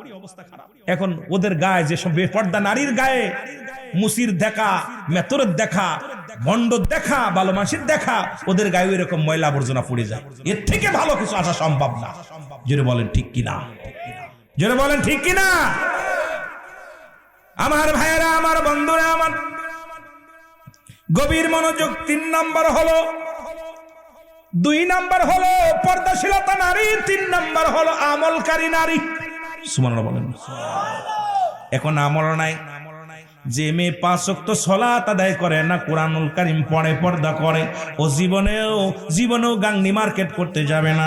ও নিজের ভাইকে বলবে, ভাই রে আমার জন্য এটা কাপড় আইনো, আমার জন্য এটা আইনো। ও জীবনেও বেগানা পুরুষের ধাক্কা খাটি যাবে না। কারণ ও নিজের কাছে নিজের হেফাজত করার জন্য নিজের কন্ট্রোল করে রাখবে। কারণ মুসলমান শুনে নাও, এর সুলাইমান পয়গম্বর বলে, উজির 3 নাম্বার হলো গুণ হলো সেজন্য আমলদারি নারী হয়। 4 নাম্বার গুণ হলো সে গুণবতী, রূপবতী। সুবহানাল্লাহ বলেন না? সেজন্য গুণবতী হয়। আজকে রূপ দেখার দরকার নেই। আজকে রূপ দেখে খালি ডিপোর্স হচ্ছে। ডিপোর্সের একটাই কারণ হলো রূপ দেখে পাগল। গুণ দেখি না, গুণ দেখার দরকার। কারণ যে মেয়ের ভিতরে গুণাগুণ আছে, জীবনেও স্বামীকে কষ্ট দেয় না, জীবনেও ওই মেয়ে কোনোদিন স্বামীর কষ্ট দেবে না, স্বামীর বিরুদ্ধে অভিযোগ করবে না, স্বামীর বিরুদ্ধে কোনোদিন খারাপ ব্যবহার করবে না। জীবনে কোনোদিন ও মুসলমান গুণবতী মেয়ে কোনোদিন তার বাবা মার মুখে চুন কালিমা খাবে না, স্বামীরে কষ্ট দিবে না। দুনিয়ার মধ্যে এই জন্য রূপ দেখো না, গুণবতী মেয়ে বিয়ে করো। আজকে রূপ দেখার কারণে মুসিবতর যা পাই তার হাত ধরে টানাটানি করি, আব্বা মার খাবার দেয় না, শ্বশুর শাশুড়ি ভালোবাসে না। এর একটাই কারণ হলো ও বংশগত মেয়ে না, ও হলো রাস্তার মেয়ে, ও হলো ফুটপাতের মেয়ে, হলো মুসলমান ঝাকার মাল। এগুলো জীবনেও কোনোদিন ভালো ব্যবহার, এর থেকে ভালো কিছু পাওয়া সম্ভব নয়। জোরে বলেন ঠিক কিনা? যুব সমাজের মাহফিলে এসে যুবকগুলো নারী মরা পোল্ট্রি খাওয়া মৌলবি। আমারে খাইলো দেশি মুরগি আর দেশি গরু, কিন্তু যুবকরা কি খাইছে আল্লাহ জানে। এদের একটু জোর নাই গায়ে। এ কি এমন পুরুষের কাছে এলাম? এই কথাগুলো খেয়াল করবি। কোন গুণবতী যুব সমাজ মাহফিল দিছি, আমিরুল আমিন সিদ্দিকী এখানে আসছে। আর বাবা ভালো করে শোন, কোন গুণবতী মেয়ে কখনো তার বাবা মার মুখ হাসাবে না। কোন গুণবতী মেয়ে সে কখনো বেপর্দায় চলবে না। কোন গুণবতী মেয়ে স্বামীর দুর্নাম কোনোদিন কেউ করবে না। রাসূল বললেন, অধিকাংশ নারী জাহান্নামী যারা স্বামীর লানতকারী। লানতকারী কোনদিন গুণবতী মেয়ে স্বামীর লানত করবে না। সে স্বামী অক্ষম, স্বামীর আসল ধরে পড়ে থাকবে। আহা, অসংখ্য মেয়ে আছে জীবনে স্বামীর সোহাগ পায় নাই, অক্ষম। আমার জানা মতে 2-3টা মেয়ে আমার নজরে আমার কাছে নালিশ, হুজুর বিবাহর পর থেকে স্ত্রীর স্বামীর সোহাগ ভালোবাসা পাইনি, কিন্তু আমি দাঁত কামড়ে পড়ে আছি আমার আব্বা মার মুখের দিকে তাকায়, আর আমি যার হাত ধরেছি না জানি আর একটা বিবাহ করলে সেটাও তেরাম হতে পারে। আল্লাহ কি আমার দুনিয়ার আখিরাতে কিছু ফয়সালা দিবে? আমি বললাম, মা গো, তুমি বড় ভাগ্যবান, তুমি বড় ভাগ্যবান যে তুমি স্বামীকে, যেহেতু অত্যন্ত ফরজ ছিল না, বিয়ে তো ফরজ ছিল, যেহেতু করে ফেলছে, আর তুমি তোমার যেন রাবিয়া বসরি তাকে জিজ্ঞাসা করো তুমি বিয়ে করো নাই কেন? বলছে, আমি কখন যৌবন আসছে বুঝি নাই। কারণ শেষ এত ইবাদতে ছিল, এত খোদা ভক্তি ছিল, এত রাসূল প্রেম ছিল, যে কখন যে বড় হয়েছে, সাবাল্যক নাবাল্যক থেকে সাবাল্যিকা হয়েছে, এই অনুভব তার ভিতরে আসছে, কিন্তু এই চিন্তাধারা মাথার ভিতর ছিল না। যখন ওই পার খোদা তাআলার প্রেমে এত পাগল ছিল যে আল্লাহর নৈকট্য লাভের জন্য পাগল হয়ে গেছিল। জোরে বলেন মারহাবা। আর আমরা সুযোগ পালি মোবাইল টিপার জন্য পাগল হয়ে যাই, মোবাইল টিপার জন্য পাগল হয়ে যায়। স্বামীর প্রতি শ্রদ্ধাশীল নয়, স্বামীর প্রতি অসম্মান করি। স্বামীর প্রতি ভালোবাসা অর্জন করতে হলে এই গুণাগুণ প্রয়োজন। এই 5টা গুণের গুণ নাম্বার মুসলমান 5। ওয়াজ আজকে যে 5টা নিয়ে আলোচনা করেছি, এটা নিয়ে আলোচনা করলে অনেক আলোচনা। নাম্বার 5 হলো, মুসলমান শোনো, একজন আদর্শবান সন্তানের মা বাবা, কারণ ওই মেয়ের বাবা মা কোন আজ থেকে প্রতিজ্ঞা করব কোন সুদখোর ঘুষখোরের মেয়ে বিয়ে করব না। এরা আজ থেকে প্রতিজ্ঞা করব কোন জিনাকারীর মেয়ে বিয়ে করব না, কোন মুসলমান সুদখোরের মেয়ে বিয়ে করব না, গাঁজাখোরের মেয়ে বিয়ে করব না, মদখোরের মেয়ে বিয়ে করব না। এ মুসলমান প্রতিজ্ঞা করো, ওই সুদখোর ঘুষখোর গাঁজাখোর মদখোরের মেয়ে ছেলে কোনোদিন ইমানদার হতে পারে না। কারণ এই বাবার গুণে গুণান্বিত কন্যা, বাবার গুণে মুসলমান গুণান্বিত সন্তান, ওই ফ্যামিলির সঙ্গে কোনো আত্মীয়তা করবেন না, জীবনেও কোনোদিন সুখী হবেন না। ওই বাবা বাজার গাঁজাখোর মদখোর নিশাগ্রস্ত মানুষগুলো ও জীবনে আপনার সম্মান বুঝবে না, আপনার ইজ্জত বুঝবে না। ওই ফ্যামিলির মধ্যে আজ থেকে প্রতিজ্ঞা করবি, যারা বিয়ে করিস নাই, আজ থেকে যারা প্রতিজ্ঞা করবি কোন মদখোর মুসলমানক সেবনকারীর সঙ্গে কোনো আত্মীয়তা চলবে না। প্রতিজ্ঞা করবি মাহফিলে যুবক বাবারা, যারা আজকে বিয়ে করিস নাই, তোদের পায়ে ধরে বলে যায়, তোদের হাতে ধরে বলে যায়, আজ থেকে মাহফিল থেকে প্রতিজ্ঞা করবি কোন মাদক সেবনকারী, মাদক বিক্রিকারী, মাদকের ব্যবসা যারা করে, এদের সঙ্গে কোনো আত্মীয়তা করব না। কারণ এমন একটা সন্তান, সে গরিব হোক, ভ্যান চালাক, তার বাবা নামাজি, তার বাবা একজন ফরেজগার ইমানদার, এ মুসলমান হালাল রুজি অর্জন করে, না খায়া থাকে তবু হালাল রুজি অর্জন করে, এমন আত্মীয় যদি পেয়ে যাস, ওর মেয়েও ভালো পাবি, শ্বশুর শাশুড়িও ভালো পাবি, এই দুনিয়ার মধ্যে শান্তি জান্নাত কিনে নিবি। জোরে বলেন ঠিক কিনা? আমরা আজকে শপথ করি যে আমরা কোন মাদক ব্যবসায়ী, মাদক সেবনকারীর সঙ্গে কোন আত্মীয়তা করব না। কে কে রাজি আছো? হাত তোলো, হাত তোলো। এই তাফসীরুল কুরআন মাহফিলে আল্লাহ আমাদের কোন মাদক সেবনকারীর সঙ্গে আমাদের আত্মীয়তা করায়ও না। আল্লাহ বেনামাজি, বেপর্দা, আল্লাহ মাদক সেবিকা, মাদক ব্যবসায়ী, এদের সঙ্গে আমাদের আত্মীয়তা করায় না। জোরে বলেন আমিন, আরো জোরে বলেন আমিন। সমাজ পরিবর্তন হবে না মৌলবী, সমাজ পরিবর্তন হওয়ার জন্য আমাদেরকে ঐক্যবদ্ধ হতে হবে, আওয়াজ তুলতে হবে। কারণ ওর ঘরে 3টে মেয়ে আছে, আমরা বিয়ে করবো না, বুড়ো হয়ে যাবে, ও এমনি গাঁজা ছেড়ে দেবে। জোরে বলেন ঠিক কিনা? ও নামাজ পড়ে না, ওর ঘরে যুবতী মেয়ে আছে, ওর মেয়ে বিয়ে হবে না, বলবো ওর নামাজ পড়ে না, ও এমনি নামাজি হবে। ও দাড়ি আছে, দাড়ি রাখতে হবে, রাসূলের সুন্নাত, দায়মি সুন্নাত রাখতে হবে। কিন্তু আমার সমাজ আজকে ল্যাংটা বেহায়াপনা নামাইতেছি। কারণ এটার জন্য দোষ আমি আলেমদেরকে দেব, ওলামা ইকরামদেরকে বলবো, খাবার খাইলা খুব মজা লাগলো, এটা হারাম কি হালাল দেখো। খালি খাইলেই হবে না, ওটা দেখতে হবে হারাম কি হালাল। জোরে বলেন ঠিক কিনা, আর একটু জোরে বলেন ঠিক কিনা। একটা যুবক যদি আল্লাহ হেদায়েত দান করে, আজকে আমার দেশে অসংখ্য পুলিশ বাহিনী ঘুষখোর, বাইসা বাইসা ওদের মেয়ে বিয়ে করা যাবে না। অনেক অনেক অফিসার আছে ঘুষখোর, সুদখোর, এদের সাথে আত্মীয়তা করা যাবে না। কারণ আমরা লোভে পড়ে যাই যে শ্বশুরের টাকা আছে আমার পালসার গাড়ি কিনে দিবে, শ্বশুরের টাকা আছে আমার 1 বিঘে কিনে দিবে। এই কপাল পোড়া, হালাল দুনিয়ায় বাঁচবি কতদিন? যে কোনো মুহূর্তে ডাক আসতে পারে কবরের। সুতরাং হারাম খেয়ে হালাল খেয়ে দেহ গড়, হারাম নয়, হারাম নয়, হারাম পরিহার করো। সমস্ত ইবাদত বন্দেগী কবুল হওয়ার পূর্ব শর্ত হলো হালাল খাদ্য। এই জন্য যখনই আপনি পারবেন প্রতিদিন না খেয়ে থাকবেন। এই ওয়াজগুলো অনেকের ভাল লাগবে না, অনেকের ছেলে মেয়েগুলো আছে, অনেকের বাপ যারা আছে এদের একটার মন খারাপ করার মন খারাপ, কিন্তু এই ঈমান জজবা যাদের আছে তাদের ঈমান তাজা হয়ে গেছে। কিন্তু এইগুলোর ভিতরে যারা একটু আছে প্রত্যেকের মনটা খারাপ। রুহুল আমিন কেন আনলো, এই কথাগুলো কেন শোনাইলো? কথা বুঝেন? কষ্ট পান আপনারা? কষ্ট পান? একটু মহব্বতের সঙ্গে দুরূদ শরীফ পড়েন। আল্লাহুম্মা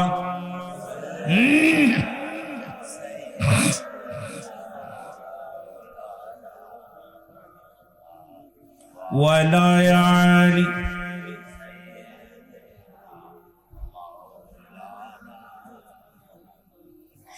যুবক বন্ধুরা আমি শুনে নেন, বলতেছিলাম নবীর চরিত্রবান হতে হবে। রাসূলুল্লাহর কাছে 1 নাম্বার প্রিয় ছিল নামাজ। আজ থেকে নামাজ আদায় করবেন কে কে একটু হাত তোলেন। আল্লাহ কবুল করে, জোরে বলুন আমিন। নামাজটা কাজা করা যাবে না, কারণ নামাজ নামাজ নামাজ, সালাত সালাত। নবীর উম্মত যদি হতে হয় নামাজের সাথে সম্পর্ক দরকার আছে কিনা?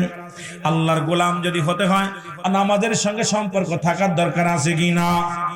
2 নাম্বার নবীর উম্মত যদি হতে হয়, নবীর কাছে 2 নাম্বার প্রিয় ছিল তার উম্মতগণ। আজ থেকে আমার এক মুসলমান ওই আরেক মুসলমানকে কষ্ট দিব না, মিথ্যা মামলা দিব না, এক ভাই আরেক ভাইয়ের কষ্ট দিব না। কারণ আমি মুসলমান, আরেক মুসলমানকে আমার জানের চাইতে বেশি ভালোবাসবো। কারণ আমি আমার নবীজি তার সাহাবীদের ভালোবাসতেন, নবী উম্মতের ভালোবাসতেন। নবীজি সিজদায় পড়ে গেলেন, দুনিয়া এসে কান্না দিয়ে ও রব্বি হাবলি উম্মতি। যখন রাসূলুল্লাহর সঙ্গে আল্লাহর সঙ্গে যখন দিদার হলো, যখন মুসলমান শুনে না মিরাজ হলো, ওদিন আমার আল্লাহ বলেন হাবিব রে, এক একজন নবীকে এক একটা নিয়ামত দিছি, আপনার জন্য একটা নিয়ামত রাখছি, আপনি চাবেন? কারণ প্রত্যেকটা নবীর জন্য একটা পার্সোনাল নিয়ামত রাখছি। আপনি কি চান? আপনি কি চান? আমার নবী বলে ইয়া রব্বুল আলামিন, আমি চাই আমার উম্মত, আমি চাই। আমার নবী বলে আমি চাই আমার উম্মত। আমার আল্লাহ বলে হাবিব, যখন আপনারে বানাইলাম আপনি চাইলেন উম্মত, যখন আপনারে পাঠাইলাম তখন চাইলেন উম্মত, যখন আপনাকে পার্সোনাল দিতে চাইলাম তখনও চাইলেন উম্মত, হাসরের ময়দানে বেছে নিলেন উম্মত। আমার নবীজি কান্দে আর বলে আমার রব্বে কারীম, এই পৃথিবীর মধ্যে আমার সব চাইতে প্রিয় আমার উম্মত। তার প্রমাণ তায়েফের ময়দান, দশম হিজরি। রাসূলুল্লাহ যখন আমার নবীজির বিবি আম্মা জান খাদিজাতুল কুবরা মারা গেলেন, ইন্তেকাল করলেন, দাদা আব্দুল মুত্তালিব মারা গেলেন, ও মুসলমান আবু তালিব মারা গেলেন।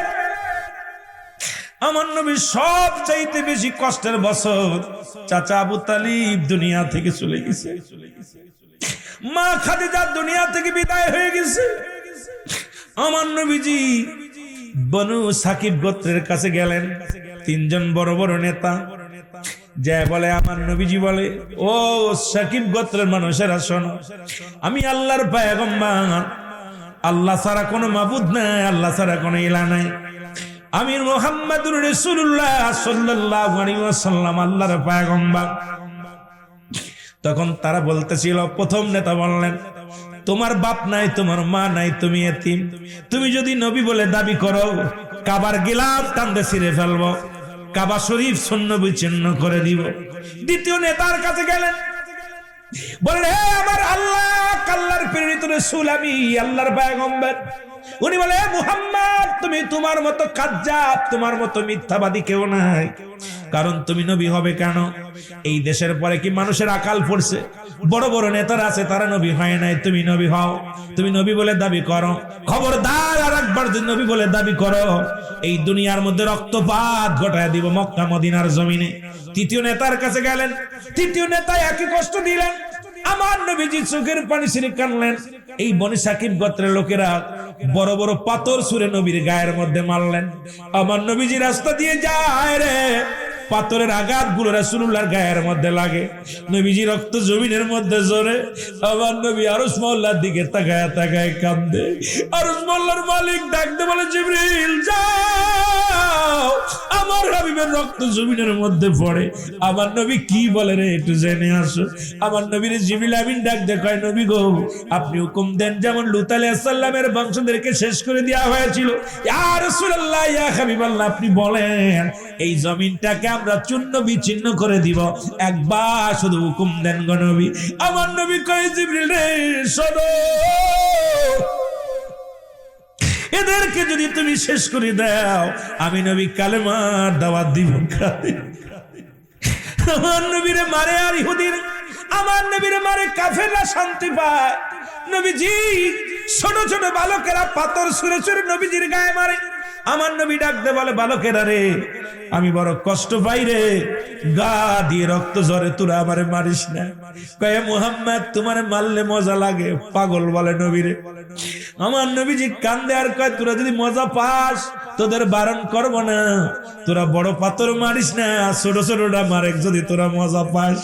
আরে বালকেরা, মুসলমান শোনো, তায়েফের ময়দানের বালকের রাসূলুল্লাহর গায়ে পাথর মেরেছে, আমার নবী অভিশাপ দেন নাই। অতন আমার নবী চোখের পানি ছেড়ে কাঁদছে। আল্লাহ, আমার নবীজি চোখের পানিগুলো ছেড়ে ছেড়ে কাঁদতো আর বলে, আল্লাহ তুমি তায়েফের মানুষদেরকে শেষ করে দিও না, তায়েফবাসীরা বুঝতে পারে না আমাকে মারছে। এটার প্রমাণ আম্মা জান আয়েশা সিদ্দিকা রাদিয়াল্লাহু তাআলা আনহা। আম্মা জান বলি, ইয়া রাসূলুল্লাহ, ইয়া হাবিবাল্লাহ, আপনার কি কোনোদিন বসন্ত রোগ হয়েছিল? নবী গো, আপনার গায়ের ভিতরে এত বড় বড় দাগ। আমার নবী কয়, না রে আয়েশা, না, তুমি কি জানো না তোমার হাবিবের গায়ের উপরে একটু মশা মাছি লাগে না? পৃথিবীর কোন মশা মাছি লাগতে পারে না। এই দাগগুলো আমি তায়েফের ময়দানের আঘাত, আমি নবী ইসলামের দাওয়াতের জন্য ইসলামের দ্বারক বাহক হইয়া ওই কাফেরদের কাছে গিয়েছি, তারা দাওয়াত কবুল করে নাই, তারা আমাকে মেরে রক্তাক্ত করেছে। আয়েশা, আম্মা জান আয়েশা দোয়া করে, আল্লাহ তুমি আমার স্বামীর গায়ের দাগগুলো মিশিয়ে দাও।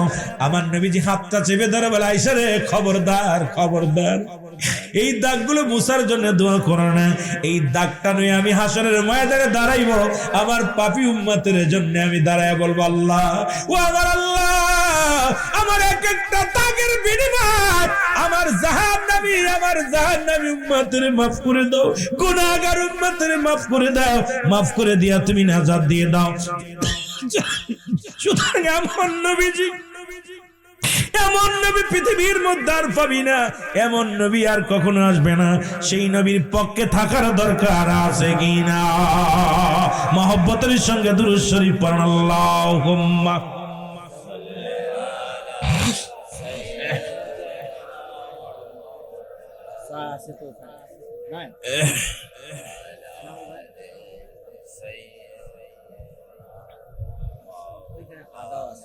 ও সমাধান, সমাধান চাও যদি জীবনে মরণে, ফিরে এসো পিছনে, চোখ রাখো কোরআনে। সমাধান, জোরে বলে, সমাধান, ও সমাধান, সমাধান চাও যদি জীবনে মরণে, ফিরে এসো পিছনে চোখ রাখো কোরআনে তবেই পাবে সুখ শান্তির ঠিকানা তবেই পাবে সুখ শান্তির ঠিকানা যদি তুমি মেনে নাও মনে প্রাণে সমাধান সমাধান সমাধান চাও যদি জীবনে মরণে ফিরে আসো পিছনে চোখ রাখো কোরআনে জোরে বলো মারহাবা আর একটু জোরে জোরে চিল্লায় বলো মারহাবা মহব্বতের সঙ্গে দুরূদ শরীফ পড়ুন আল্লাহুম্মা